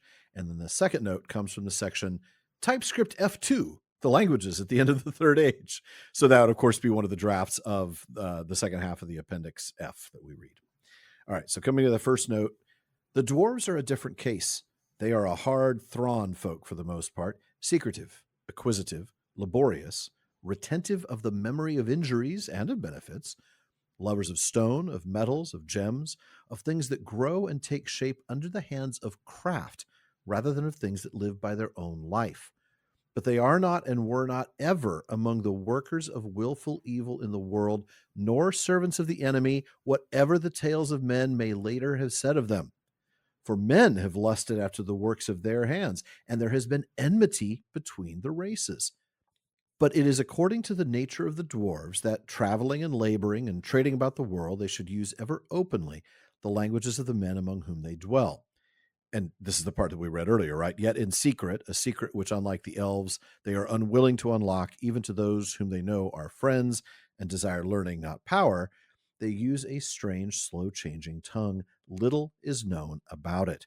So it is that here such dwarves as appear have names of the same northern kind as the men of Dale that dwelt round about, and speak the common speech, now in this manner, now in that, and only in a few names do we get any glimpse of their hidden tongue. The dwarves devised no letters, and though they used such writing as they found current for necessary purposes, they wrote few books, except brief chronicles, which they kept secret. In the north, in those regions from which the dwarves of this tale came, they used the kirth, or runes.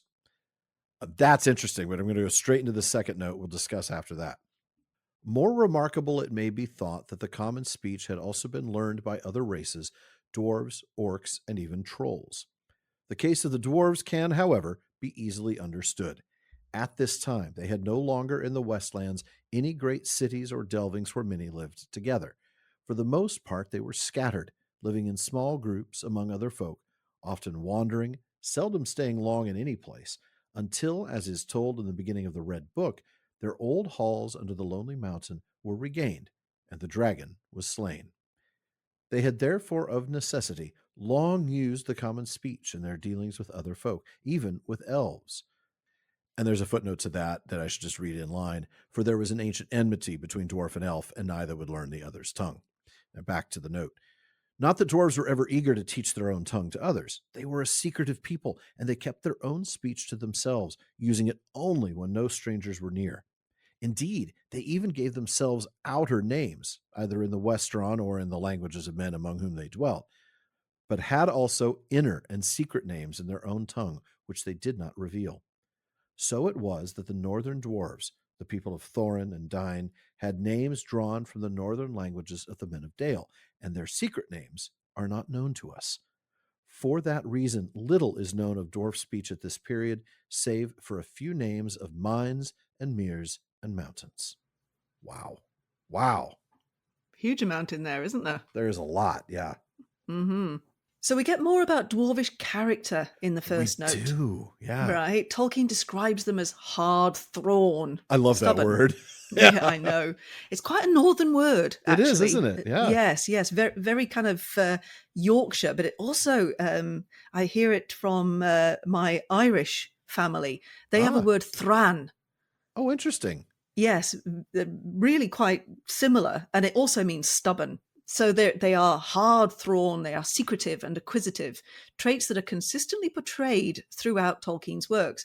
And these characteristics are further exemplified by their laborious nature and their strong attachment to their crafts and possessions. And it highlights the depth of their cultural identity. This is who they are. Right. And it's who they've always been and who they always will be. They because really they don't change. Right. Yes, exactly. And their passion for stone and metals and gems is another defining feature. It reflects their connection to the earth and the resources you find within it. And their preference for their own crafted objects over living things underscores their unique perspective on beauty and value. And that sets them apart from other races in Middle-earth, particularly, of course, the elves. Yeah. And we also know that the dwarves are not fond of agriculture, for instance. If we take a peek into the nature of Middle-earth again, Tolkien reveals that the dwarves had an agriculture, which in early times they practiced when isolated and unable to buy grain, etc., by barter. They had invented a plough of some sort, which they dragged as well as steered themselves. They were tough and strong, but they did not delight in such labour of necessity. They delighted, obviously, in the making of things. They didn't delight in things that had to be done like that. Good tilled earth is something that hobbits love, not dwarves. Yes, not dwarves. So we get a bit more on the dwarves' moral alignment here. Tolkien explicitly states, I don't care what anybody else has told you, the dwarves have never been servants of the evil or the enemy, countering those potential misconceptions. And that, again, just adds more complexity to their character, which, I mean, here's the thing. Their actions are sometimes at odds with other races. We've talked about this before. They're not always in alliance with the elves, even though they're on the same side. They're not driven by malice. They're driven by their own cultural values, their own priorities, which definitely differ from that of the elves and even the men as well, right? We get the mention here of enmity between dwarves and men, which it turns out isn't really the dwarves' fault. It's the men's fault. They're the ones who are sort of lusting after what the dwarves can make with their craft. And so there's a history of conflict and misunderstanding even with men. And of course, that strained relationship, along with the one with the elves, it hints at the dwarves' protective nature towards their creations, as well as a potential for sort of culture clashes in Middle-earth's, well, the more diverse societies, the parts of Middle-earth where the dwarves have had to go. I'm thinking Dale, for instance, where they're going to be living in close proximity to men. That seems to me to lead to more opportunities for the dwarves to be misunderstood, sort of furthering that cycle, I would imagine. Absolutely, because the dwarves are really secretive, which means that people don't necessarily understand what's going on with them. And then that can lead to the dwarves not being treated well or approached well, or, being treated almost with enmity, or in fact, definitely with enmity. And that leads to them just being more secretive. Yeah. And it's a vicious circle. You can see how that would happen. That is interesting because, I think there's an inherent desire on the part of men and elves to know a little bit more about these other people. And the more secretive you are, the more you're distrusted. Like, I don't know anything about you. How can I trust you if I don't know about you? Yeah, but then the natural response is, well, you don't trust me. So, why should I reveal anything? Yeah. Right. And you're right. It just becomes a vicious circle. Yeah. Absolutely. Now, the text also notes that dwarf names in the narrative often reflect the naming conventions of the humans who live nearby, Hmm. and that indicates the dwarves' ability to adapt to local customs. But the rare glimpses of their true language in names suggests a hidden depth to dwarvish culture. So we get these sort of tantalizing little glimpses, little hints at their secretive lore. We do. But it's fascinating that they will kind of present themselves in a certain way. Okay, here is my name, and this is the name that I will be known by outside. Right. But inside, Gimli, son of in my Glóin. culture, Right. just amongst us bros, I'm something else. Yeah. And it's something that Tolkien doesn't even tell us. We learn, for instance, that the Westron is itself translated into English for us. And so we learn Frodo's quote unquote real name, Sam's real name. We don't learn the real names of any of the dwarves. No. So the text draws this contrast between dwarves and elves in their willingness to share knowledge, right? The secretiveness. And it highlights that distinct cultural attitude of both the races. And I also see how this sort of emphasizes the dwarves' sort of practical nature, pragmatic nature, in contrast to the sort of ethereal and very long view that the elves take. But in terms of historical and cultural memory, dwarves are described as, how does it put it, retentive of injuries and benefits. Mm-hmm. We talked about how long they can hold a grudge, very much so. This is cultural memory, not just an individual memory, but a cultural memory that shapes the way they interact with the other peoples of Middle-earth, which of course suggests a very complex approach to relationships where we're not just looking at what have you done for me lately? We're looking at all your past actions, positive and negative, which ends up playing a significant role in how we treat, we as dwarves, how we treat these men or those elves. Yeah. Right. We then get a very short piece about the dwarves' relationship with writing and record keeping, but I do wonder if the one thing they do keep records of is grudges. My great-great-great-grandfather was once slighted by a man from this village of this family line, and we shall forever hate them. Yeah. Yeah. Yes. Meat it is, I set it down. Now, Tolkien states that dwarves did not invent their own alphabet or writing system. It clearly wasn't a priority for them. And this is notable given their renowned craftsmanship in other areas. So what this suggests is that there is a cultural preference for oral tradition, or practical skills over literary pursuits. Dwarves are not writing novels in their bowers and halls. There's not a lot of spare time. No. Right. They're working hard. And the idea of a cultural preference for oral tradition is repeated with the Rohirrim, so it doesn't surprise me to learn that the dwarves would have the same thing. Yep. And we learned that dwarves use writing systems that they encountered, but only for necessary purposes. Mm-hmm. Dwarves, we're told, write few books, which indicates a culture that's not heavily focused on any kind of written literature. Yeah. So clearly they're not lounging around reading 50 Shades of Grey Stone at the weekend. Gosh, no. Oh, no. Sorry, not sorry. You should be. You should be sorry, though. I'm ashamed. I am ashamed. That actually fits. Like a beardless dwarf. Oh. Okay, not that bad. The shame. That's right. So, it's I'm thinking of the notes that they find in the Chamber of Mazarbul in The Lord of the Rings. That is pretty rare. Yes. What Balin was doing there in terms of writing. So, but this aligns with what we knew about the dwarves and their preference for secrecy, right? They only write brief chronicles. They keep those hidden. And the limited use of writing suggests maybe that the dwarves prioritize, like you said, oral storytelling, but also other forms of knowledge transmissions like craft-based learning and things like that, apprenticeships and learning a craft, learning a trade. Yeah. We do learn that the dwarves of the north use the Cirth, the runes, for writing, which would enable them to communicate with other races in writing. And that approach to writing and record keeping really is in stark contrast to the very written word focused culture of elves and some of the men, like the men of Gondor, those who were descended from the Númenóreans. But the Rohirrim maybe share that in common. Right. And we do know that the dwarves, along with the orcs and the trolls, learned the common speech, Westron, and this is clearly driven by necessity because of their scattered living conditions and their interactions with other races. But it's another point that highlights their pragmatic approach to interracial communication. Yeah. We have to be able to communicate with them. We will just simply learn the common speech, Right. and we will keep our own language to Because ourselves. we're sure not going to teach anybody our language. That's right. Absolutely not. And the widespread use of common speech among dwarves reflects their, again, very practical approach to survival and commerce in a diverse Middle Earth, because effective communication with other races is absolutely crucial for trade and, the occasional bout of diplomacy that might have to break out. But definitely trade, because we know that they needed to trade for food, because that was something that they weren't going to be doing themselves very much. Yeah. Or not if they didn't have to, for sure. Exactly. Yeah. So despite their general reluctance to adopt what they would see as foreign customs, the dwarves' mastery of Westron shows they do have some adaptability. Yeah. And there is a recognition of the practical benefits of a shared language in a world where they've got to be a minority population. Oh yeah, of course they are. I mean, they're practically a minority population among themselves because there's so few of them. But certainly, we see that they're scattered in these small groups, so they're always going to be in the minority.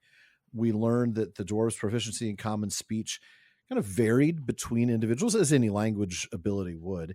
But those who are engaged in trade or diplomacy would be more fluent than those who remained isolated, which actually suggests that maybe the women were particularly less linguistically exposed, if you will. Again, a little frustrating again. I mean, it's like you said earlier, there's some progressive traits and some regressive traits. This would be one that's a little more regressive. The text mentions also the dwarves no longer had their great cities in the Westlands at this time, right? I mean, because Khazad-dûm was long gone. The Eredluin, Belagost and Nogrod were gone at the end of the First Age. But they instead lived in those small scattered groups, leading almost a nomadic lifestyle. So, of course, they were always in the minority. A lot of various historical events, right? Conflicts with the dragons, the loss of their homes. It all led to that dwarvish diaspora, if you will, which in turn would contribute to like regional variations in their culture and their dialects, but not really in the language, right? We learned the language itself doesn't change, but maybe the way they communicate, because of course they're also adopting the local languages. So that changes based on where these groups are. But overall, they're still going to maintain that very, very strong and unique sense of dwarvish identity. I bet they're really strict on not allowing a crossover between Westron and Khuzd-dûl. Because, in the modern world, here in the primary world, we get that kind of cross speech. Yeah, mingling of Spanish words here with our English words. Yeah. That's very, very common. But I bet the dwarves are very anti that. They would be, no, you cannot use le weekend or something like that. I'm thinking modern, which is why I was thinking Spanish, sort of the influence, especially living in California. But even English as a language itself has changed. You think about English pre-Norman invasion, exclusively Germanic language, Nordic and all the influence of that. And then all of a sudden it becomes Frenchified. And, you end up with an entirely different language with words coming from Latin. You're not going to have that changing in Khuzd-dûl. You're not going to have, over thousands of years, the language isn't going to change the way English has changed. That's significant. I mean, if we were still speaking Old English today, Yeah. It's that equivalent, isn't it? It is. It really, really is. It's the equivalent of speaking Old Icelandic today and not ever having any language branch off from it or any influence from other languages. That's wild when you look at the etymology of words. Yeah, just crazy. Fascinating, though. Yeah, that note also references the reclaiming of the Lonely Mountain and the slaying of the dragon. So that pinpoints when these things are happening. And this event, which of course is known as the Quest of Erebor, which we will come to later on, not later on today, but another time. This is a significant turning point in dwarf history. Yeah. And it's possible that this would influence their linguistic practices, their cultural identity, because they now have a base. Yeah, they have a home. Rather than being a dwarvish diaspora. Exactly. And now they can hopefully repopulate a little bit too. Right. And the reclamation of Erebor could lead to a resurgence of traditional dwarvish culture and language use, because it could be, once again, like Gundabad was back in the day, a centralized stronghold for this scattered dwarf population. 100%, yeah. So it could be that there would be increased interaction between the dwarves and other races after Smaug is defeated. Mhm. And this, of course, would necessitate even more use of the common speech, but simultaneously reinforcing the importance of preserving their native tongue. Which would maybe be even easier to do in a larger community. Right. So despite using common speech, of course, dwarves still were very, very, very secretive about their own language. They didn't even speak it when others were around. So again, I'm thinking real world examples. I may not speak foreign languages, but nobody is so secretive about it that they won't speak it if I'm around. I'll hear people speaking in various languages wherever I go. But this linguistic secrecy of the dwarves went beyond just words. It encompassed entire cultural practices, traditions that were zealously guarded from outsiders. And part of it comes back to one of those theological points we talked about earlier, which is, their language was given to them by Aulë. So it was sacred to them, not to be shared with those who were not created by Aulë, which is everybody else. Right. So, of course, this means that there's almost nothing known about dwarf speech. Is this Tolkien's just elaborate way of making sure you didn't have to come up with yet another language? Probably, yes. It's a great excuse, though. Yeah, I don't want to have to like conjugate all these verbs and decline all these nouns. I'm done, man. Yeah, I've had it. Moving on. So what we do have is limited to names of geographical features like mines and lakes and mountains. Yeah. And the few dwarvish words known to outsiders, like Khazad-dûm Manu, for example, may well have been carefully chosen by the dwarves themselves. Yeah. So it only reveals what they think is either necessary to reveal or something they think will be harmless for others to know. Maybe because they're just terrified and running away because they've just had 1,000 dwarves yelling. That's exactly what I'm thinking. We want the battle cry to be known because we want people to be terrified of us. Yeah. Absolutely. And then the footnote to the text, the one that I sort of briefly digressed to, mentions that ancient enmity between dwarves and elves, which we've talked about before. And that led to neither race being willing to learn the other's language, which again explains why the dwarves would choose Westron for the most part. They're not going to choose Sindarin, or certainly they're not going to choose Quenya. And that just adds to that complex interracial relationship situation in Middle-earth. But even with that general animosity, of course, we've seen instances of cooperation and friendship between individual dwarves and elves. Still, Gimli's not teaching Legolas Khuzdul. No, absolutely not. So I think we can start pulling this all together now, this idea of the dwarven language and their attitudes towards it. Their insistence on maintaining their secret language and their names, even while they're adopting common speech, it shows their strong commitment to preserving a cultural identity from the very beginning. This is what it is, this is who we are, and we are not changing. And this dedication to what we could always call cultural preservation, this probably extends to other aspects of dwarvish life, like their techniques for what they make, their spiritual practices. I mean, we do not know how do they worship Aulë? Do they speak prayers to him? We don't know very much about this at all, do we? No. And also, we know nothing of their historical records because they won't, other than what they tell. Yeah. They write very few chronicles and they keep even those secret. Yeah, exactly. Yeah, that's an interesting point. The religious practices thought is one that I would like to know more about, but I also like to know more about that with the elves, with the men. I mean, there's so little of that throughout that Tolkien sort of purposefully kept that out, because even though he wanted everything to be sort of compatible with his own beliefs and all of this, he kept it very kind of barren, really, of a lot of that religious stuff. We get a little bit, right? We get, the festivals to Eru, and we get, the Valar getting together and having, a party in Valinor that's, got some perhaps religious significance with the Iluvatar, but not much, right? I mean, in the Lord of the Rings, all we get is Faramir looking to the west and saying, "This is what we do when we have a meal." That's it, folks. Isn't it? Yeah. So not surprisingly, we don't get anything from the dwarves, but they are able to maintain their cultural distinctiveness while still adapting to whatever changing circumstances in their diaspora. It speaks to their resilience as a people, which fits with the way they were created, right? They were meant to be this way. And of course, a really deep-rooted sense of identity of who they are as dwarves. And those two things combined, right? That resilience and yet their ability to adapt and their strong sense of identity. Those two things, which not really conflict, but sometimes if you have too strong a sense of who you are, you don't want to adapt at all. And sometimes if you adapt too much, you lose your sense of identity. So they are able to maintain that balance.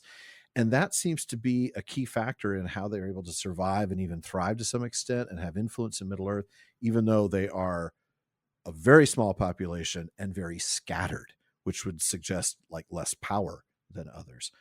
Really, really interesting. Yeah. Yeah. What an absolutely fascinating culture they are, though, right? They really are. I still have to figure out how they're able to continue for even 5 generations. But yeah, it's just really, really interesting stuff. Sara, we've already run a little bit long, but what does Barlowman have for us tonight? Okay, so I have a question here, and this question is from Yvette in New York. Okay. And she asks, in the chapter Many Meetings in the Lord of the Rings, Gloin tells Frodo about the dwarves and their labours in Dale and under the mountain. We have done well, he said, but in metal work we cannot rival our fathers, many of whose secrets are lost. We make good armour and keen swords, but we cannot again make mail or blade to match those that were made before the dragon came. Only in mining and building have we surpassed the old days.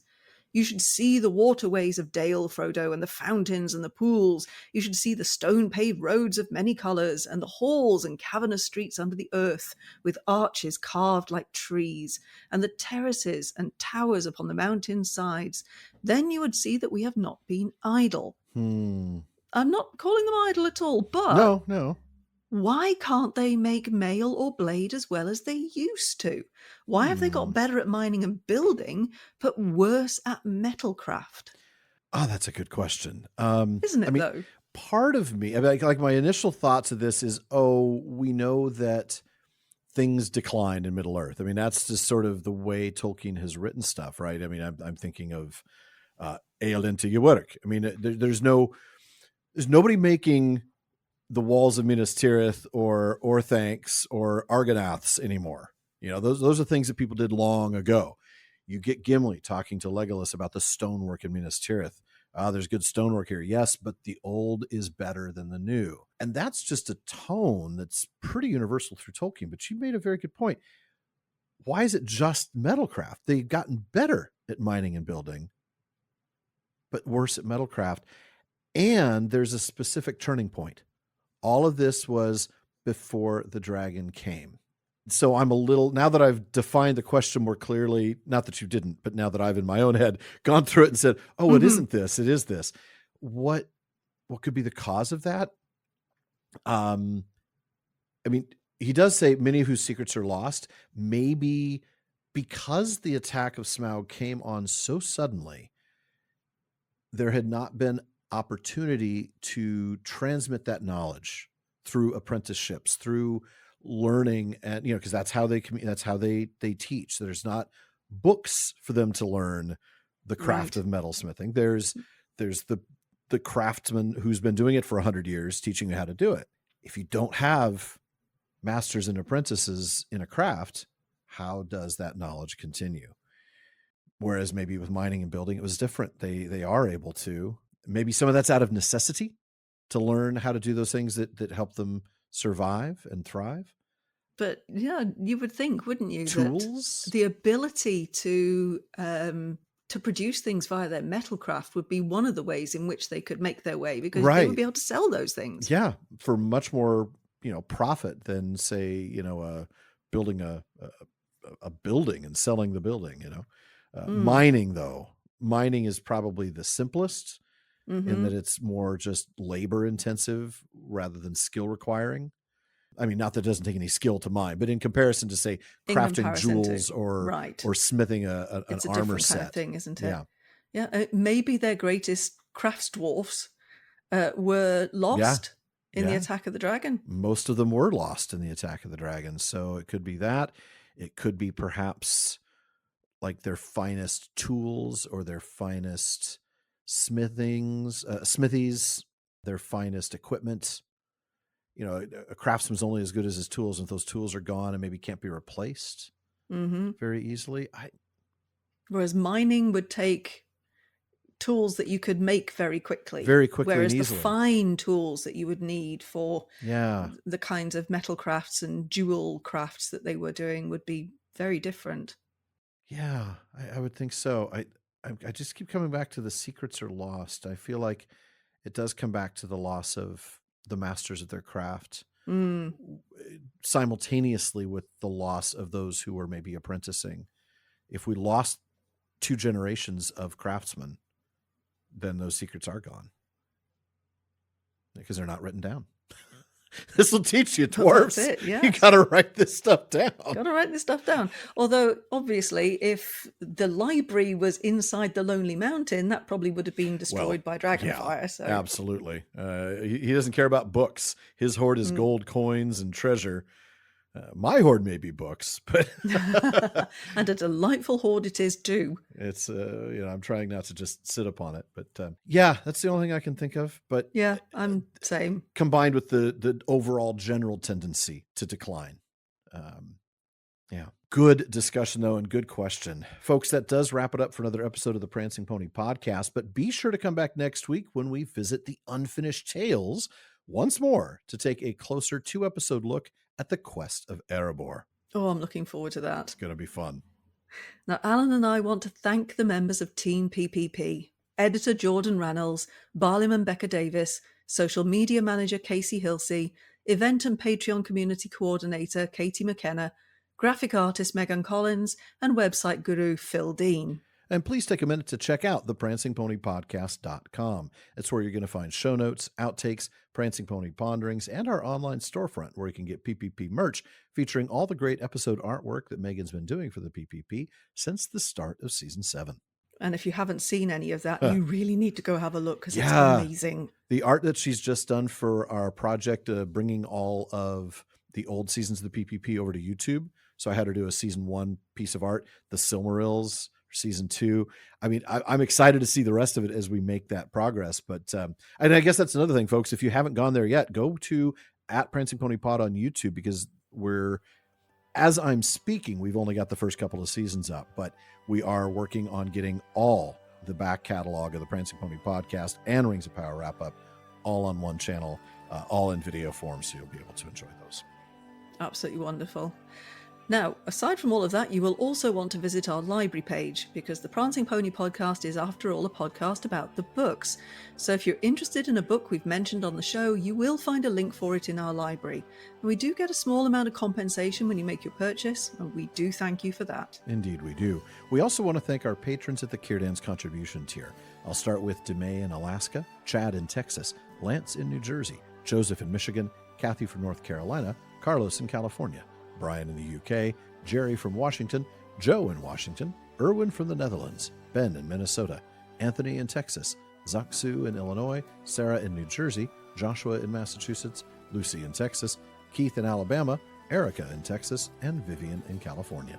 And there's also James in Massachusetts, Anne in Kentucky, Sean in New Jersey, Mason in California, Maureen from Massachusetts, Olivia in London, Robert in Arizona, Nick in Wisconsin, Lewis in South Carolina, Thomas in Germany, Craig in California, Bailey in Texas, Kevin in Massachusetts, Julie in Washington, Bruce in California, Joe in Maryland, Nathan in Arizona, and Kevin in Pennsylvania. Thank you all so very much for your support. Indeed. Thank you. Now make sure you don't miss any episodes of the Prancing Pony podcast. Subscribe now through Spotify, Apple Podcasts, Amazon Music, or your favorite podcast app. And one last thing, as always, don't forget to send your thoughts, comments, and, well, most of all, your suggested kind names for the dwarves. I mean, the elves clearly need them. To Barliman at theprancingponypodcast.com. Now, if you want your voice literally heard, well, just send us audio of your question. Visit podinbox.com/prancingponypod and record your question for us. Now, please be sure to still email the question to Barliman, though. Please do. Now, even though Barliman's been a lot more reliable lately, there is still a lot of mail to sort through. We'll try to get to you just as soon as we're able. As always, this has been far too short a time to spend among such excellent and admirable listeners. But until next time. Au revoir. Farewell, folks.